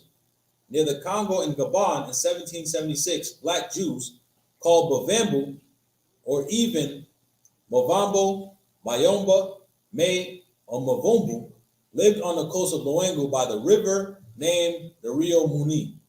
It would seem that they adopted Christianity at the same time as maintaining their Judaism. By 1847, David Livingstone discovered a group of educated blacks living in the interior some 200 miles away from the coast of Loango. These blacks were called the Jews of Angola.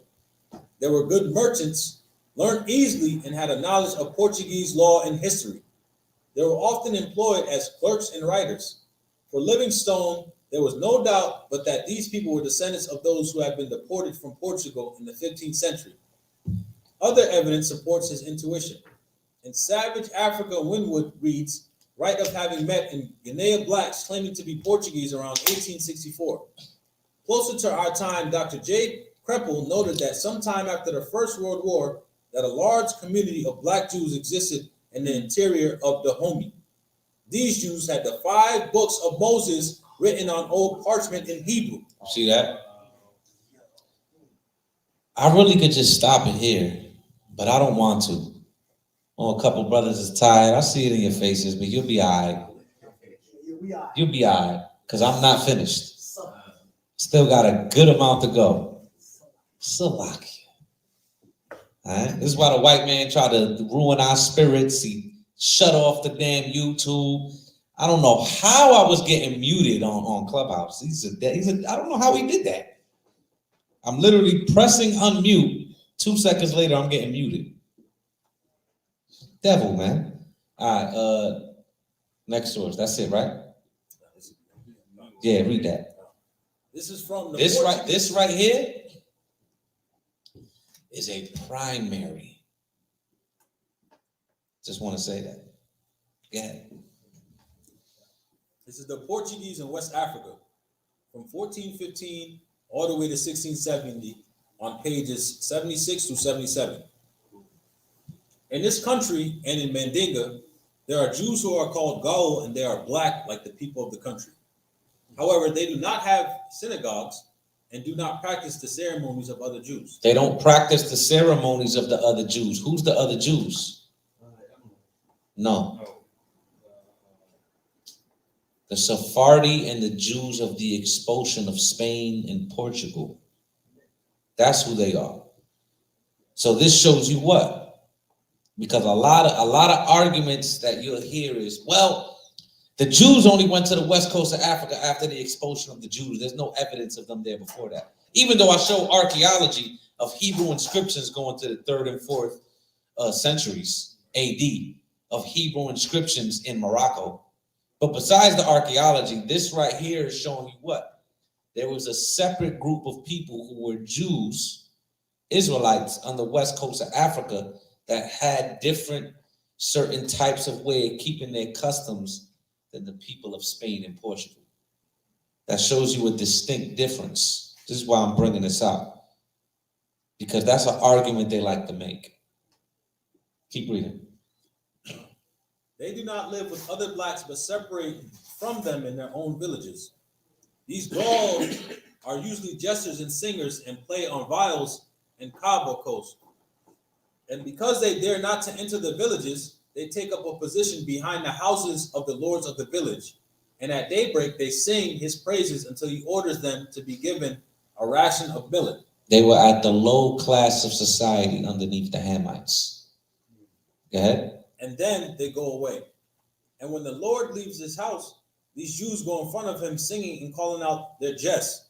If the Jew did not know these jests, and if they did not greet the Lord in this way, they would not be tolerated by the blacks. For so great is the ill will felt towards them that they are barred by the blacks and do not dare enter one of their houses except that of the Lord. And if they are found in the village, they are beaten with sticks. See that? Go ahead. No Gaul, whether a Jew or Jewess, may take water from a spring until everyone else has finished drawing water. And then the last person will give them water. Or if they live in a country where there is a lot of water, they have some spring of their own set apart. So this is the oppression of Jews by the Hamites in West Africa. You see that? And they wonder why we say we hate Hamites too. Yeah. Did he skip something? Yeah. You skipped something, huh? Yeah. This is the last one. Then we go into pre-Columbian America. The sources from the history of the mission of the evangelical brethren on the Caribbean islands of St. Thomas, St. Croix, and St. John by C.J.A. Oldendorps on page 167 through 168. According to the same Negro, there are blacks in Luango who observe the Sabbath so strictly that they do not utter one word on that day. They live dispersed about and engage in trade, even though they are completely similar to other Negroes in their outward appearance. They are so despised by them that they will not eat with them. They have their own burial ground, which is located far from the dwellings of the Negroes. Their graves are of masonry, and figures of snakes, lizards, and the like are painted on them by those who bury the body. This appears ridiculous to the Negroes. Since such paintings are so dissimilar to Jewish practices, the assumption is perhaps not improbable that the writing or letters on the Jewish graves appeared to the Negroes to be pictures of snakes, lizards, and so forth. All right. All praises. Now you see, what do the Israelites have over there? Or the native Indians? Fringes. Look at them garments. Read that out. It's the archives of the Aboriginal knowledge containing all the original papers laid before Congress, respecting the history, antiquities, language, ethnologically, pictography, rites, superstitions, and mythology of the Indian tribes of the United States by Henry R. Schoolcraft. In regards to the manners, customs, habits, etc., of the wild tribes of the Western Territory, a true and more correct type than any I have ever seen may be found in the ancient history of the Jews or Israelites after their liberation from Egyptian bondage. The medicine lodge of the Indian may be compared to the place of worship or tabernacle of the Jews, and the sacrifices, offerings, purifications, oblations, and anointings may be all found amongst and practiced by those people. Continue. Next source. Now you see on the right-hand side, that is a depiction of a Mayan man, which is wearing a breastplate, which is wearing what? A turban. Keep reading. Or better known as a mitri. Go ahead. Mysteries of the Mexican Pyramids by Peter Tompkins on page 79. In a manuscript written in Quiche in 1554 by several Mayan Indians, its Spanish translator, Padre Denocio Jose Chones, had this to say. It is supposed in this manuscript that these three great Quiche nations mentioned in particular are descendants of the 10 tribes of the kingdom of Israel, whom Shalmaneser reduced to perpetual captivity, and who, finding themselves in confines of Assyria, decided to emigrate. This is in their manuscript. Go ahead. The actual text ran, these then were the three nations of Quiches And they came from where the sun rises. They came from where the sun rises. Go ahead. Descendants of Israel, of the same language and the same customs. Next source. Now you see this? Another Mayan. He's wearing a shield of David. Go ahead, read that. The source is Crónicas Indígenas de Guatemala. In 1524, the Mayans of themselves said, "We are the grandchildren of Abraham, Isaac, and Jacob, who were called that way. We are also those of Israel. Our grandparents stayed in Canaan, in that land of God that our Lord granted to Abraham." Next source. This is what the Indians are saying themselves, by the way. Go ahead. The History of the Indies of New Spain by Fray Diego de Ren. However, lacking that revelation, we can only speculate and conjecture about these beginnings. Basing ourselves on the evidence provided by these people, whose strange ways, conduct, and lowly actions are like so those of the Hebrews. Thus, we can positively affirm that they are Jews and Hebrews. And I would not commit a great error if I were to state this as fact. Considering their way of life, their ceremonies, their rites and superstitions, their omens and hypocrisies, so akin to and the characteristics of those of the Jews, in no way do they seem to differ. The Holy Scriptures bear witness to this, and from them we draw proofs and reasons for holding this opinion to be true. Next source. The source, The 10 Tribes of Israel by Timothy R. Jenkins, page 16. The following is Alexander's Messenger, published many years ago in Philadelphia, Pennsylvania. A government officer stationed in... And by the way, if you think this is fake, I have the actual primary source, because I hold things back for debates. So I have the actual newspaper. Just saying. So go ahead. A government officer stationed at Lake Superior at an early day before any white settlers had invaded that part of the country, after becoming acquainted with a number of Indian tribes, found one tribe in possession of a copper tube tightly soldered. And when asked what it contained, they said they were not able to tell, but they had received it from their ancestors a long time ago. The officer finally prevailed upon them to let them open the article, and when he did so, he found it filled with parchment, with inscriptions that he could not read. But by sending the parchment to Washington City, where it was examined by competent Hebrew scholars, it was declared to be part of the 5 books of Moses. Here, we have another link in the chain, proving that the Hebrews were here many years before the white man came to this continent. The devil. And that the present North American Indians are their descendants. Next source. The source is Cherokee Religion, Alvin O. Langdon, Chief Ottawa, Cherokee Nation State of Tennessee. In the beginning, Yahweh created the sky world and our mother earth. In the beginning, Yahweh. Yahweh.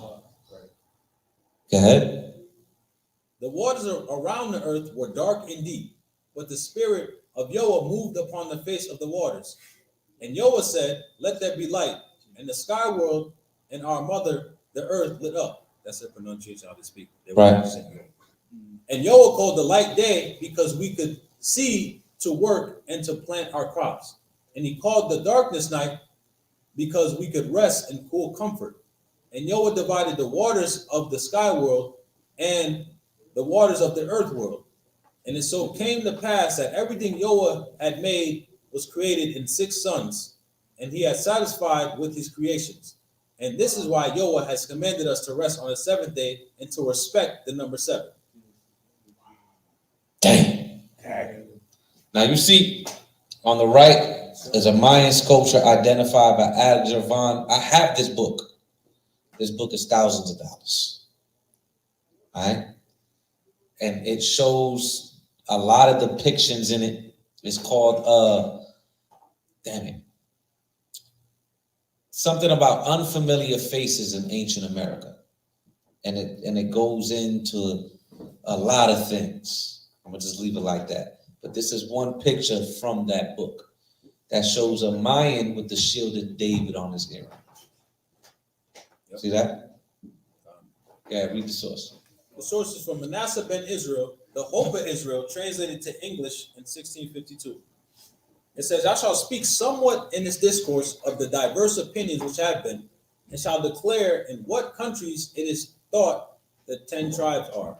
Hispaniola, which would be the Dominican Republic, the island of Cuba, the continent of America, Panama, New Spain, Mexico, and Peru. Next slide.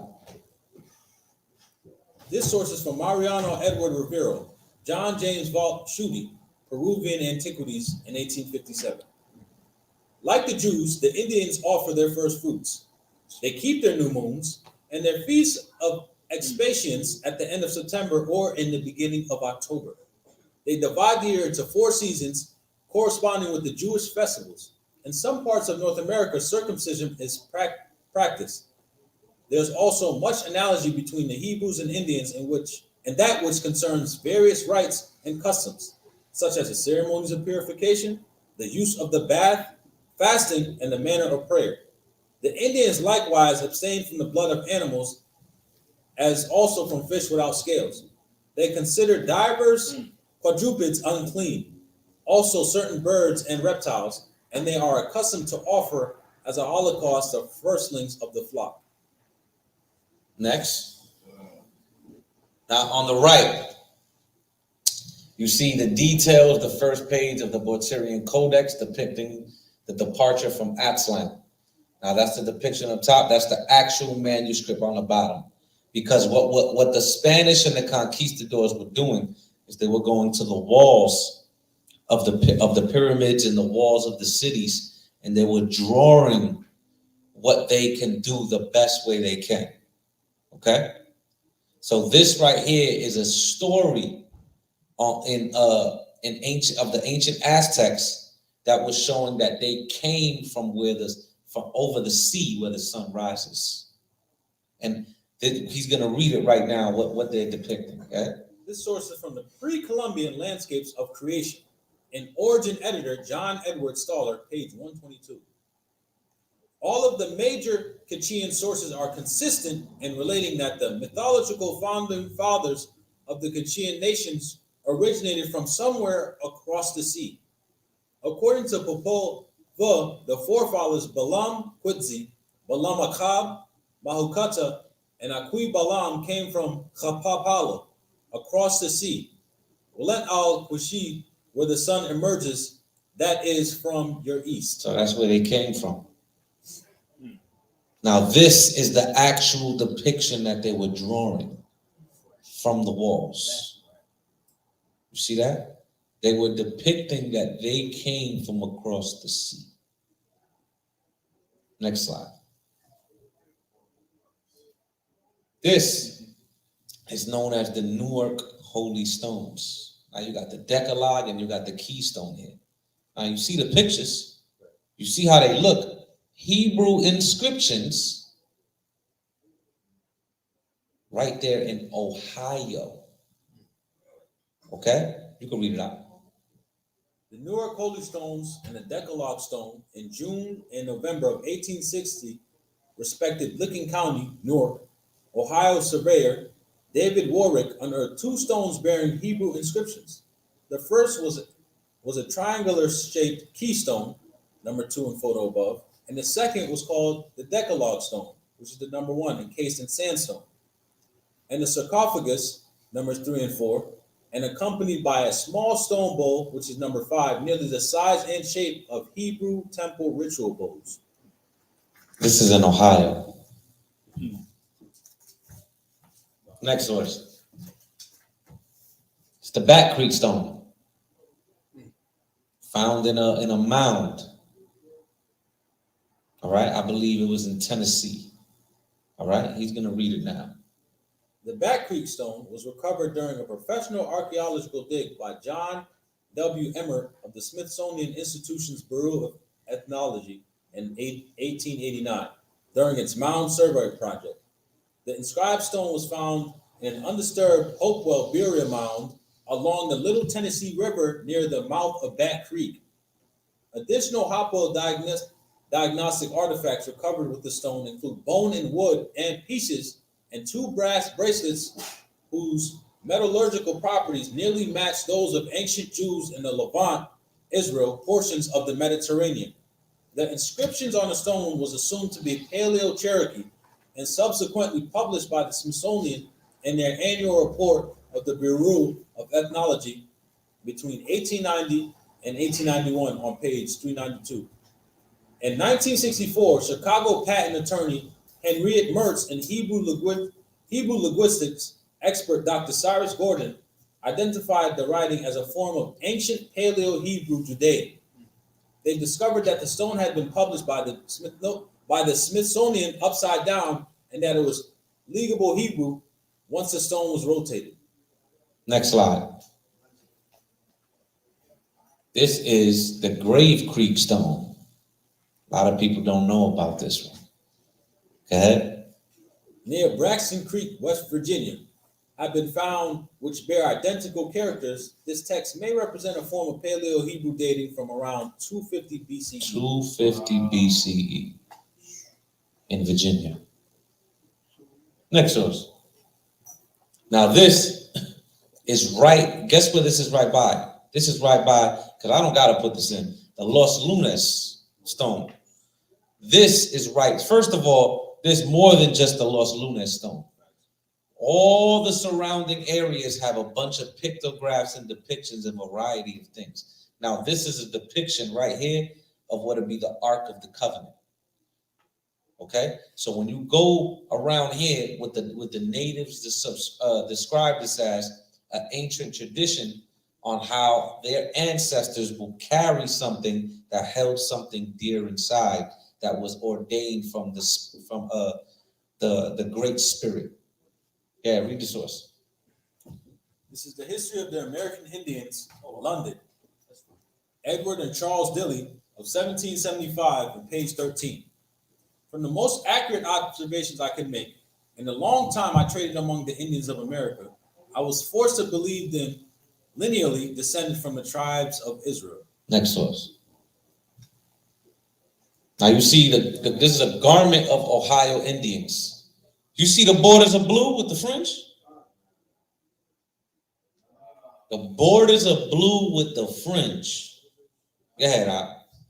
This is the Occident by Isaac Lesser. The sons of Jacob was walking on the soil of Ohio many centuries before the birth of Columbus. Next source. Now the bottom is a depiction of certain royalty that were Incans. Okay? This is a panel from the painting of Larco Museum in Lima, Peru, depicting the Incan emperors. All right, read the source. This is a companion to Global Historical Thought by Wiley Blackwell on page 217 and 218. In Peru, the Inquisition hypothesizing that the natives might have been descended from one of the lost tribes of Israel associated the conversos with the Incas, who supposedly resembled physically the ancient Hebrews. Next source. Now you see these, I put this on the side, right? Now you see these pyramids of Mesoamerica that are the same thing as known as ziggurats in ancient Samaria. So why would there be a comparison of the pyramids here and the pyramids of the Middle East? I'm just saying. Yeah, read the source out. This is Yucatan before and after the conquest. This is another primary source, by the way. Okay. On page 8. Some old men of the Yucatan say that they have heard from their ancestors that this country was peopled by a certain race who came from the east, whom God delivered by opening for them 12 roads through the sea. If this is true, all the inhabitants of the Indies must be of Jewish descent. Next source.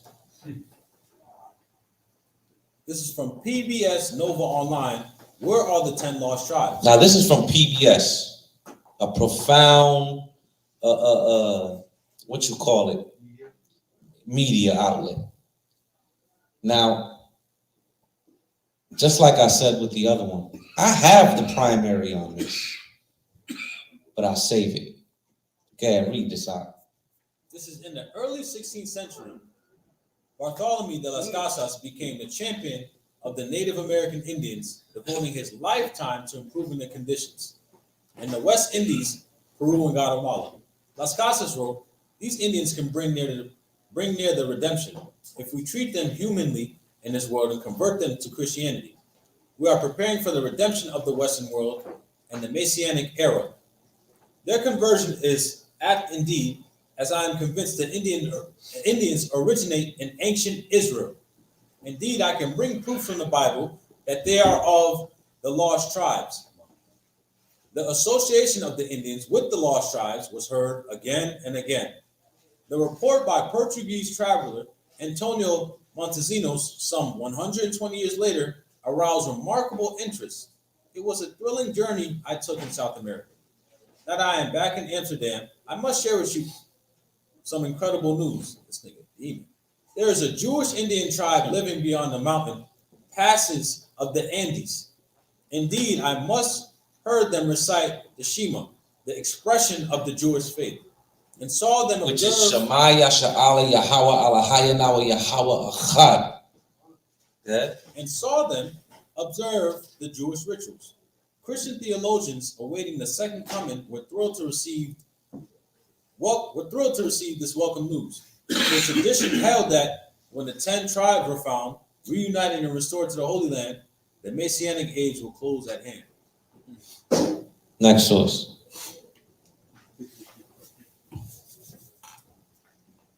This is continuing. The American tribes of whom I'm about to treat have a general character peculiar to themselves, yet they differ in some striking particulars one from another. Their general resemblance has been observed by many persons who independently of each other have visited distant parts of that vast continent. There has been found a great likeness throughout, together with the lines of difference, similar to those which are seen in the societies that possess the lands of the old hemisphere, although they are spread over a country which bears a near proportion to the eastern continent, and stretches as wide from north to south, into the frigid and over the torrid zone, still a great resemblance is discovered among them. They have all the appearance of being descended from one stock. I shall produce much more than the mere conjecture, many circumstances which amount to a strong presumptive proof and abundance of corroborating facts. Those minor points in similitude will be regarded in the proper light and be allowed to throw in their might of evidence in support of the interesting fact that the immense population which the continent of America was found to be inhabited on its first discovery were the direct lineal descendants of the 9 tribes of a half or large part of them that were carried captive by the Assyrian king, and since their banishment from their own country had been lost to their brethren, the Jews, and to all the historians of latter times. But they can be altogether lost, or can they be intermingled among the new tribes that have been formed in the new kingdoms that have sprung up?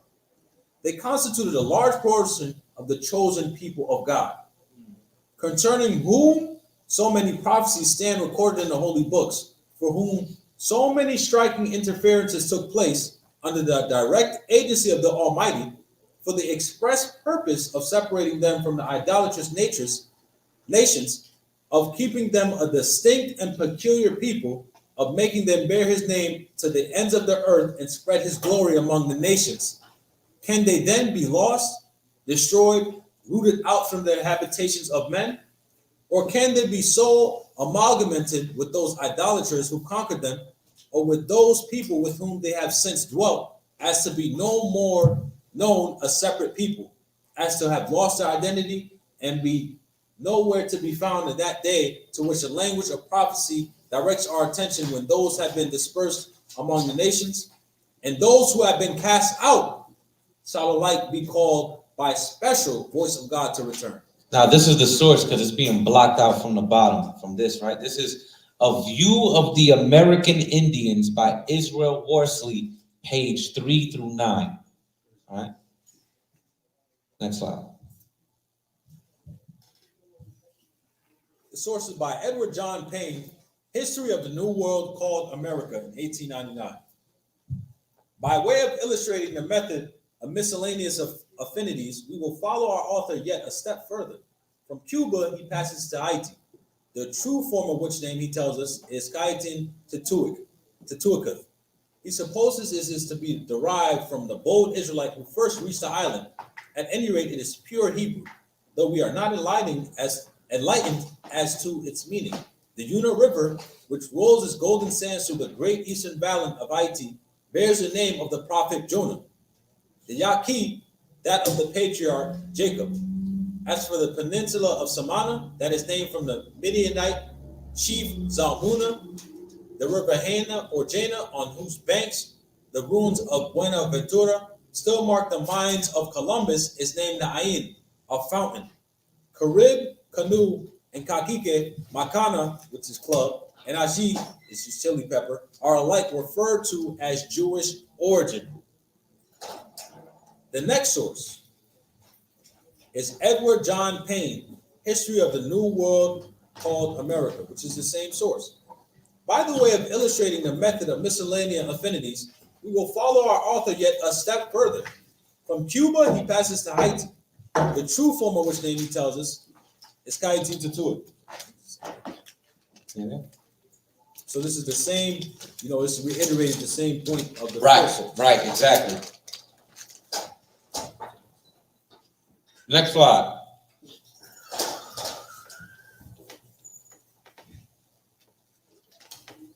This is from the medieval empire of the Israelites. This book is a lot of money. Okay?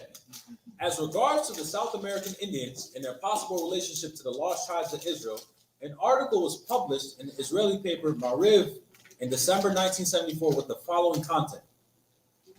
In 1587, the Jesuit Nicholas Deltu was sent was sent to South America by the King of Spain for missionary purposes to convert the Indians to Christianity in Argentina. Nicholas discovered a people who bore Jewish names, namely Abraham, David, Moses, and so forth. To the question about whether they were circumcised, these people answered thus: yes, just like our ancestors. In the same region were found stone knives used for circumcision. Sharpened stone knives. Why you asking niggas if they circumcised? Go ahead. Are you circumcised? Kind of weird shit. Go ahead. Sharpened stone knives are mentioned also in the Bible as special instruments for completion of the rite of circumcision. An Argentine tribe where a stone slab with 3 commandments was found causes no less interest. Do not steal, do not lie, do not kill. Next slide. Now on the right is the Fuente Magna Bowl, found in Bolivia with the form of cuneiform writing. Why is cuneiform writing in America? Anyway, there, read the source. So the source is A Star in the West, which is page 249, which says Acosta says that the clothes of South Americans are shaped like those of the ancient Jews, being a square little cloak over a little coat. In fact, in his description of South America, as well as Escar Bodis assures us that he often heard the South Americans repeat the word hallelujah. Hallelujah. Next slide. This is also from A Star in the West, which is page 111 through 112. Very good book, by the way. You should buy it. Yeah? The Indian informed him that one of the most ancient traditions was that a great while ago they had a common father who lived towards the rising of the sun and governed the whole world. That all the white people's heads were under his feet.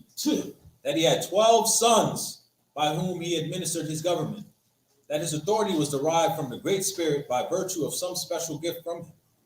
That the 12 sons behaved very bad and tyrannized over the people, abusing their power to a great degree, and so as to offend the Great Spirit exceedingly. That he, being thus angry with them, suffered the white people to introduce spirituous liquors among them, made them drunk, stole the special gift of the Great Spirit from them, and by this means usurped the power over them. Now these are prophets saying this to the white man. This was happening. Prophets in South America saying this to the white man. Okay?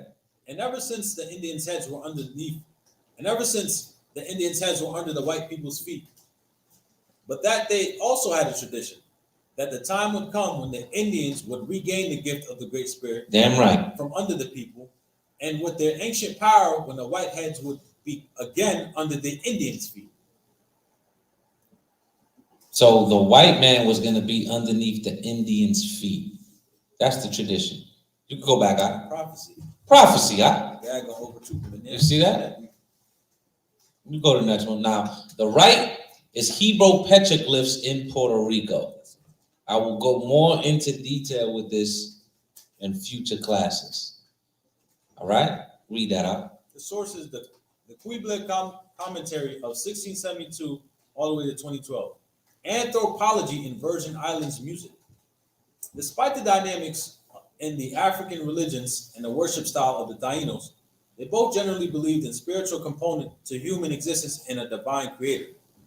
It may be also interesting to find a linguistic connection between the Taino word Yakahu and Yahweh, or other terms for God in Hebrew, Greek, or Aramaic. Considering the religious diversity among the African Virgin Islanders, the Bambula would have been especially meaningful as a venue for unity. Next slide.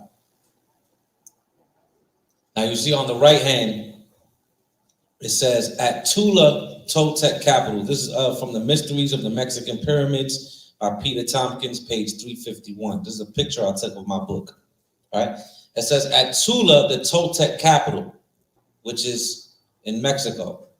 Issachar had a son named Tola. Anyway, at Tula, the Toltec capital, shoveling the rubbish from the remains of a house, Disraeli Carne found many curious, such as huge baked bricks, filters curved with water pipes, and what appears to be small Phoenician seals. What is ancient Paleo Hebrew called? Phoenician. Small Phoenician seals and a vase with bearded, robed, mustache, Tolak holding a bolt of lightning. You can read the source out. The source is Relaxiones. Relaxiones Históricas. And his name is the Don Fernando de Alva. Yeah, you go with it. So it is found in the histories of the Toltecs that this age in First World, as they call it, lasted 16 years. That men were destroyed by tremendous rains and lightnings from the sky, and even all the land without the exception of anything. And the highest mountains were covered up and submerged in water. Translated to read 15 cubits concerning that word. And here they added other fables of how men came to multiply. Now this is the customs that the native Indians, and they're telling their stories and their tribal traditions to the white man. Yeah. And here they added other fables of how men came to multiply from the few who escaped from this destruction. And what that word means. That this word is talk to Lakolev. That this word nearly signifies a closed chest, and how after men had multiplied, they erected a very high zukali, which is today a tower of great height, in order to take refuge in it. So what is this talking about? This is talking about the Great Flood. Then after the Great Flood, the Tower of Babel.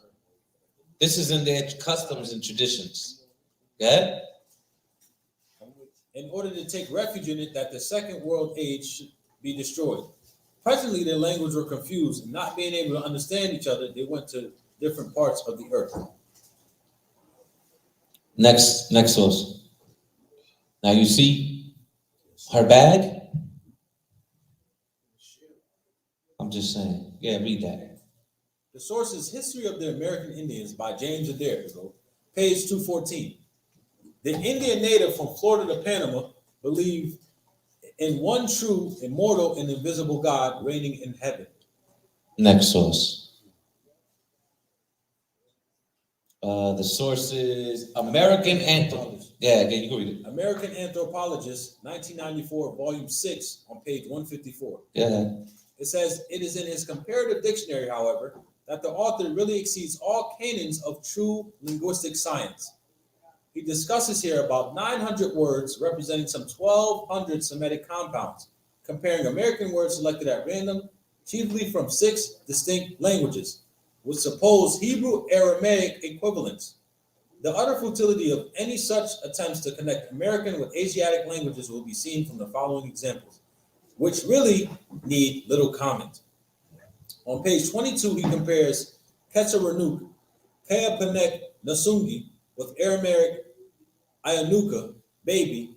He compares with the Kola Kori, Ketsukori, with Hebrew Saris, gold. The Taino Karibana, Buena, with the Hebrew Banian, building, which is house.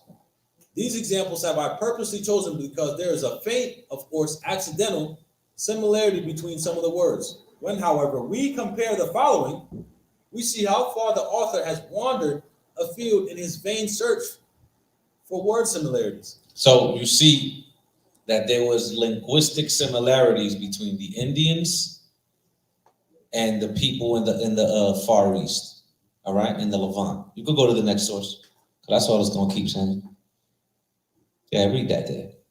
This is from Woodbury Lowry, the Spanish settlements within the present limits of the United States, from 1513 all the way to 1561. The first recorded European contact with the people of the Cherokee Nation was with the Spanish explorer Hernando de Soto. When de Soto landed in Florida with his soldiers in 1539, he brought with him Spanish mastiffs, chains, and iron collars for the acquisition and exportations of Indian slaves. Of what? Of Indian slaves. Of Indian slaves. Go ahead. Hundreds of men, women, and children were captured by de Soto and transported to the coast for shipment to the Caribbean and to Spain. A Cherokee from Oklahoma remembered his father's tale of the Spanish slave trade, quoting, "At an early state, the Spanish engaged in the slave trade on this continent, and in doing so kidnapped hundreds of thousands of the Indians from the Atlantic and Gulf Coast to work their mines in the West Indies. And thou shalt go into Egypt again with ships." You understand that? Egypt is not a location. It's a condition. Next source. This is in 1958. Read that out. Dear Mr. This is Tekakwitha Indian Mission Incorporated, Sisselton, South Dakota. Dear Mr. and Mrs. Seeley, thank you very kindly for your donation of $10 for my little Indians.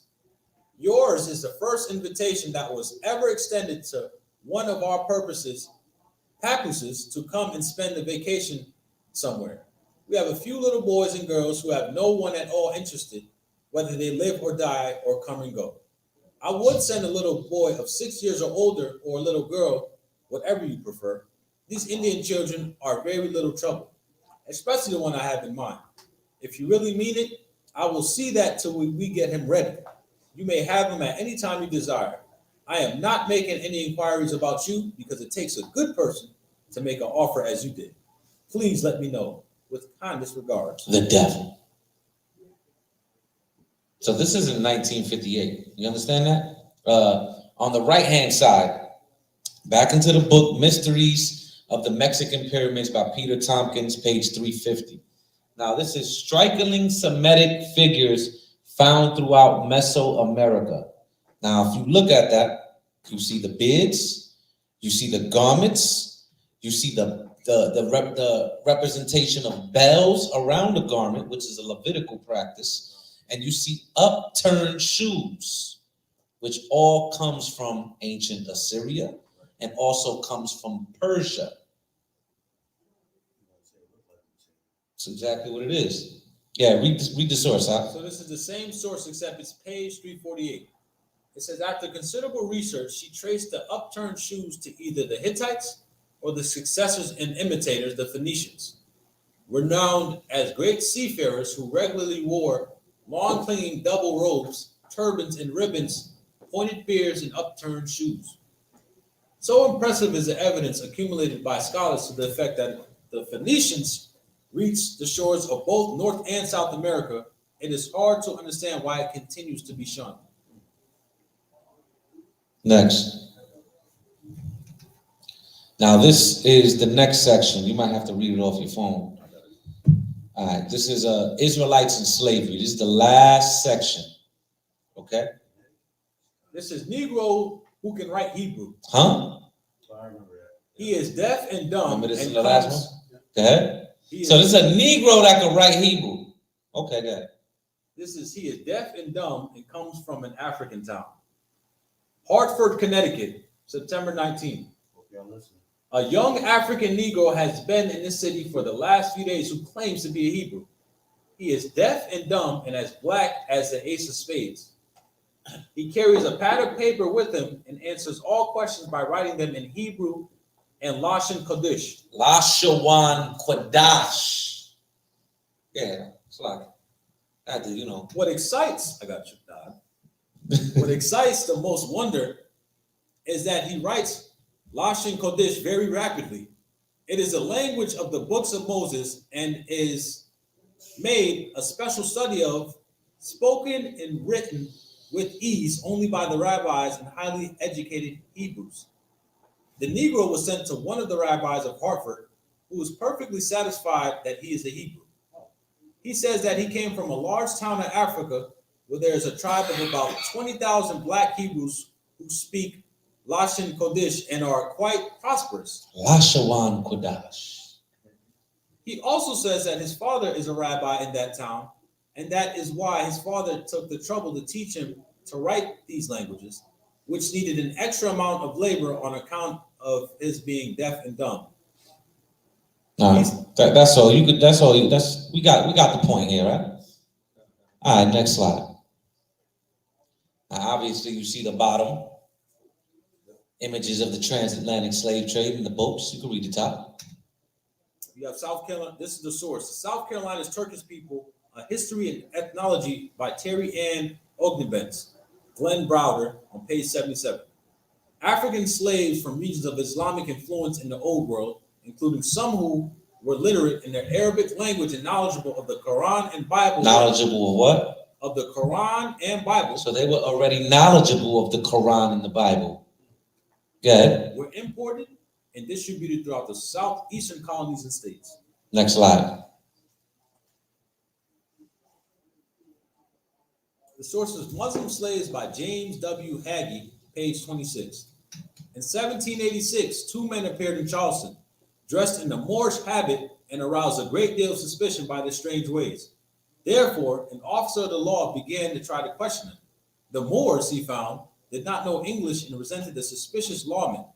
According to an officer, the men became impertinent and vulgar. As a result, the lawman gave one of his fellows a little manual correction by way of reforming his manners. By this time, mob had gathered and the authorities feared a riot might break out. Finally, they determined that the two were of the Jewish nation. They then took the men to the home of a woman on East Bay Street who understood their language.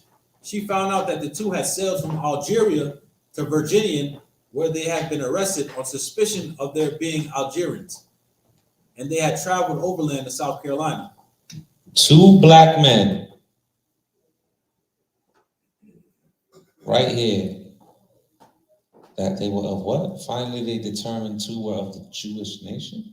Yeah, next slide. One source is The Soul of Judaism. Jews of African descent in America by Bruce T. Haynes on page 124 all the way to 125. A number of factors contributed to the Negro's identification within ancient Israel. The majority of Africans in North America were brought from West African societies, which regularly practiced ritual circumcision, the ritual slaughter of animals, and the separation of women during menstruation. The next source is Creole New Orleans, Race and Americanization. This book right here, you should buy it. Yeah. By Arnold R. Hirsch and Joseph Logsdon. Between June 1719 and January 1731, 16 slave trading ships arrived in Louisiana from the Senegal region. 6 ships came from Judah, Wida, a slave trading post, between February 1726 and January 1731. 12 slave ships from Senegal landed. 3,259 slaves at Belize at the mouth of the Mississippi River. During the same period, one ship from Judah landed 464 slaves at the same port. The African slaves brought to the Chesapeake during the 18th century came mainly from D. Bright, Biafra, and were heavily Igbo. And where were they going? New Orleans. So why is there such a what they call it, the Creole people with heavy witchcraft and voodoo? That also lines up with Haiti. Next slide. Now you see this, I just had it. That's the yoke of iron with bells used on slaves, man. Okay? Yeah, read that. This is the sources from Black Jews, their religious challenge or politics versus religion, published by Cambridge University Press. Cambridge University Press, go ahead. The following evidence was published in 1985. It confirms that the belief that Black people are Israelites is not new. It's not new. Go ahead. It has been around at least the last 119 years, and not just since the 1960s. Not since One West started. Not since 1969. Go ahead. And not just since the 1960s, as some people falsely teach. Next slide. The source is Nature Knows No Color Line by J.A. Rogers. Mm-hmm. Many of the Jews who were banished by Portugal by John II settled in the West Indies. John Bigelow, who visited Jamaica in 1850, saw the descendants of Jews and says they were Negroes. Saw the descendants of the Jews in Jamaica and said they were Negro. Where was the main headquarters of pirates? Kingston. Next source. The next source is The History of Jamaica by Edward Long, page 459 and 1774. You Jews, said he, and our nation, meaning the Coromantans. The Coromantans, who was brought to the Caribbean islands and the West Indies. What did he say? Ought to consider ourselves as the same. Next source. Source is the Black Jews, the religious challenge or politics versus religion, page 235. The study of customs and rites and the analysis of the semantics of these African tribes have led many of the observers to propose some hypotheses and to even draw some conclusions. Dr. Alan H. Godby reached the following conclusion. These factors have a very specific significance if we consider the presence of Judaism among the American Negroes. Hundreds of thousands of slaves were transported to America from West Africa during the trade which started some 400 years ago. What traces of Judaism is still remain among the Negroes of West Africa at that period? To the extent that they were persecuted, they were more likely than other Negroes to be seized during wars and sold as slaves. It is virtually certain that many part Jewish Negroes were among those sent as slaves to America. Say that again. It is visually certain. It is virtually certain. Virtually, that many part Jewish Negroes. Were among those sent as slaves to America. Come on, man. Go ahead, Al. We almost done. Don't worry. Now, obviously, I gotta remind you. Look at all the people picking cotton. Slaves. Okay? Genealogy of Gwendolyn Ruth Hicks, book 1. The Gwen Schroeder Higdon, page 12. They soon found that the white Southern slave owners were crueler than the British loyalists.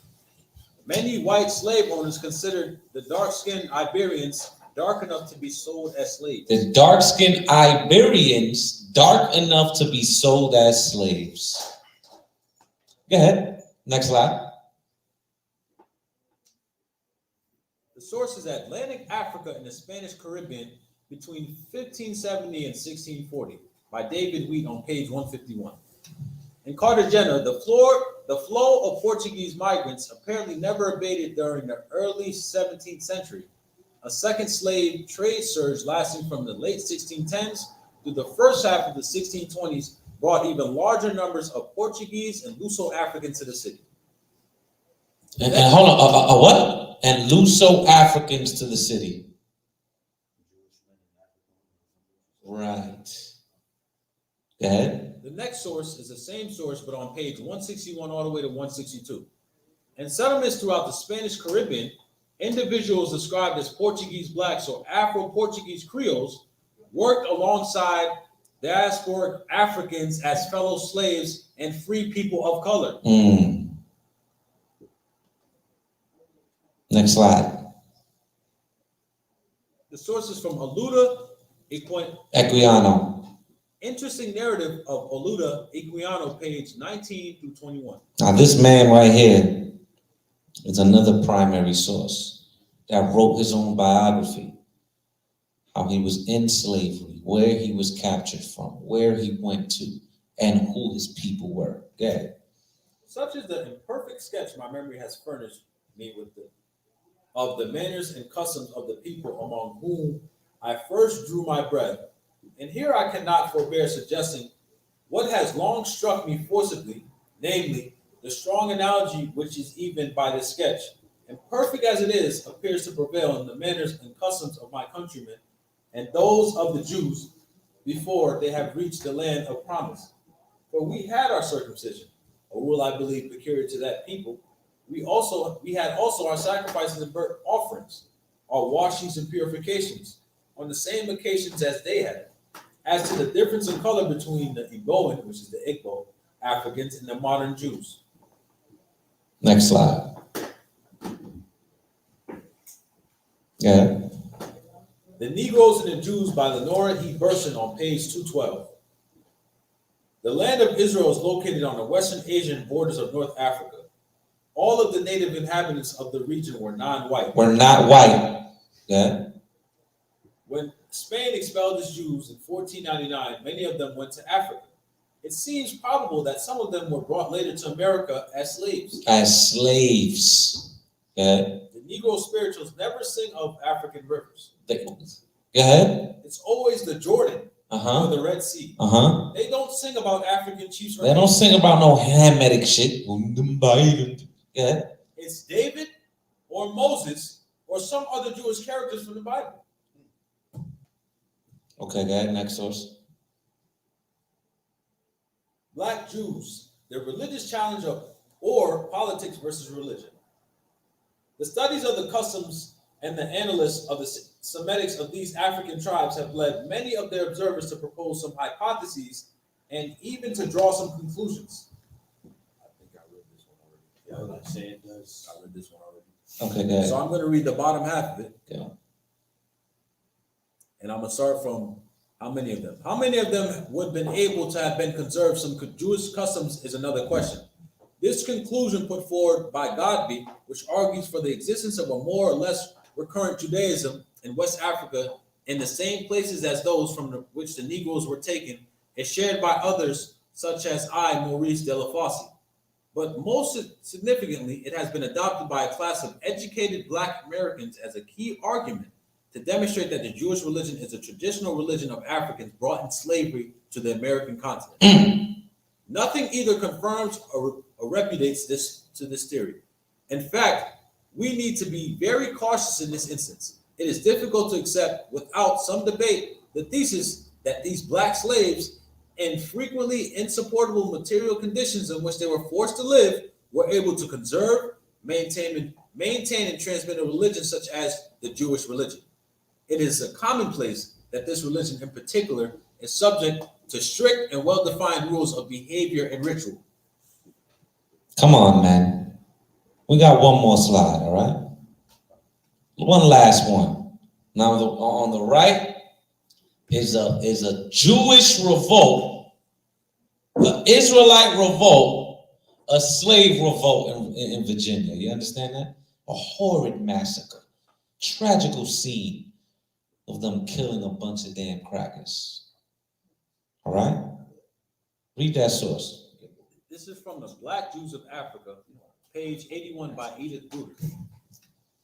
The slaves believed themselves to be the oppressed Hebrews of the Bible and projected their own lives into the narratives not narratives, narrative of Israel's formative history. Okay.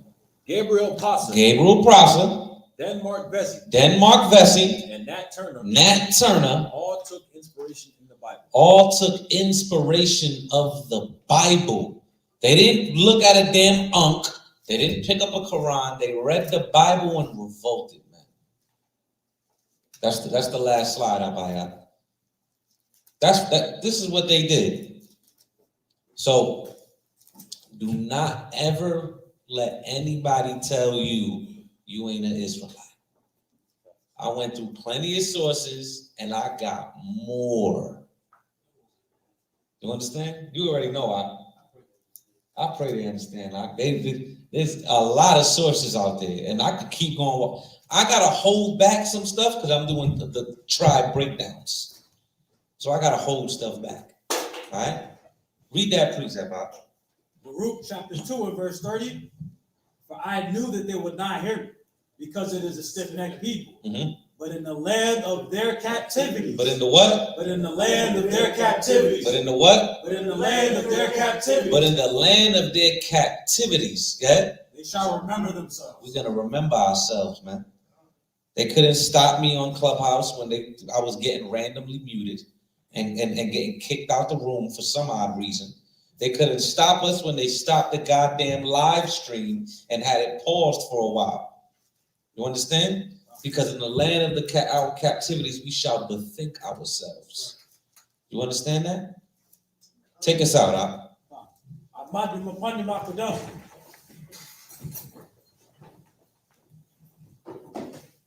It's a Psalm, chapter 119, Samach. I hate vain thoughts, but thy law do I love. Thou art my hiding place and my shield. I hope in thy word. Depart from me, ye evildoers, for I will keep the commandments of my God. Uphold me according unto thy word, that I may live, and let me not be ashamed of my hope. Hold thou me up, and I shall be safe, and I will have respect unto thy statutes continually. Thou hast trodden down all them that err from thy statutes, for their deceit is falsehood. Thou puttest away all the wicked of the earth, like dross. Therefore I love thy testimonies. My flesh trembleth for fear of thee, and I am afraid of thy judgments. In the name of YHWH, the water from Yad, Aman. Aman. Amajim Shabbat. Amajim. Barak. Repeat after me. This is the Rum Moral Credence. We are to walk in the principles of the Holy Scriptures. We are to walk in the principles of the Holy Scriptures. And the fruit of the spirits. And the fruit of the spirits. To exercise and apply stern decorum. To exercise and apply stern decorum. And rectitude. And rectitude. That our faith may be found in the way of life. That our faith may be found in our way of life. We regard all men in our ranks. We regard all men in our ranks. We regard all men in the ranks of Christ. We regard all men in the ranks of Christ. We pray for mercy. We pray for mercy. We prepare for war. We prepare for war. This is the duty of all soldiers. This is the duty of all soldiers. Kom YASHARAHLA. Kom YASHARAHLA. Kom YASHARAHLA. Kom YASHARAHLA. Dismissed.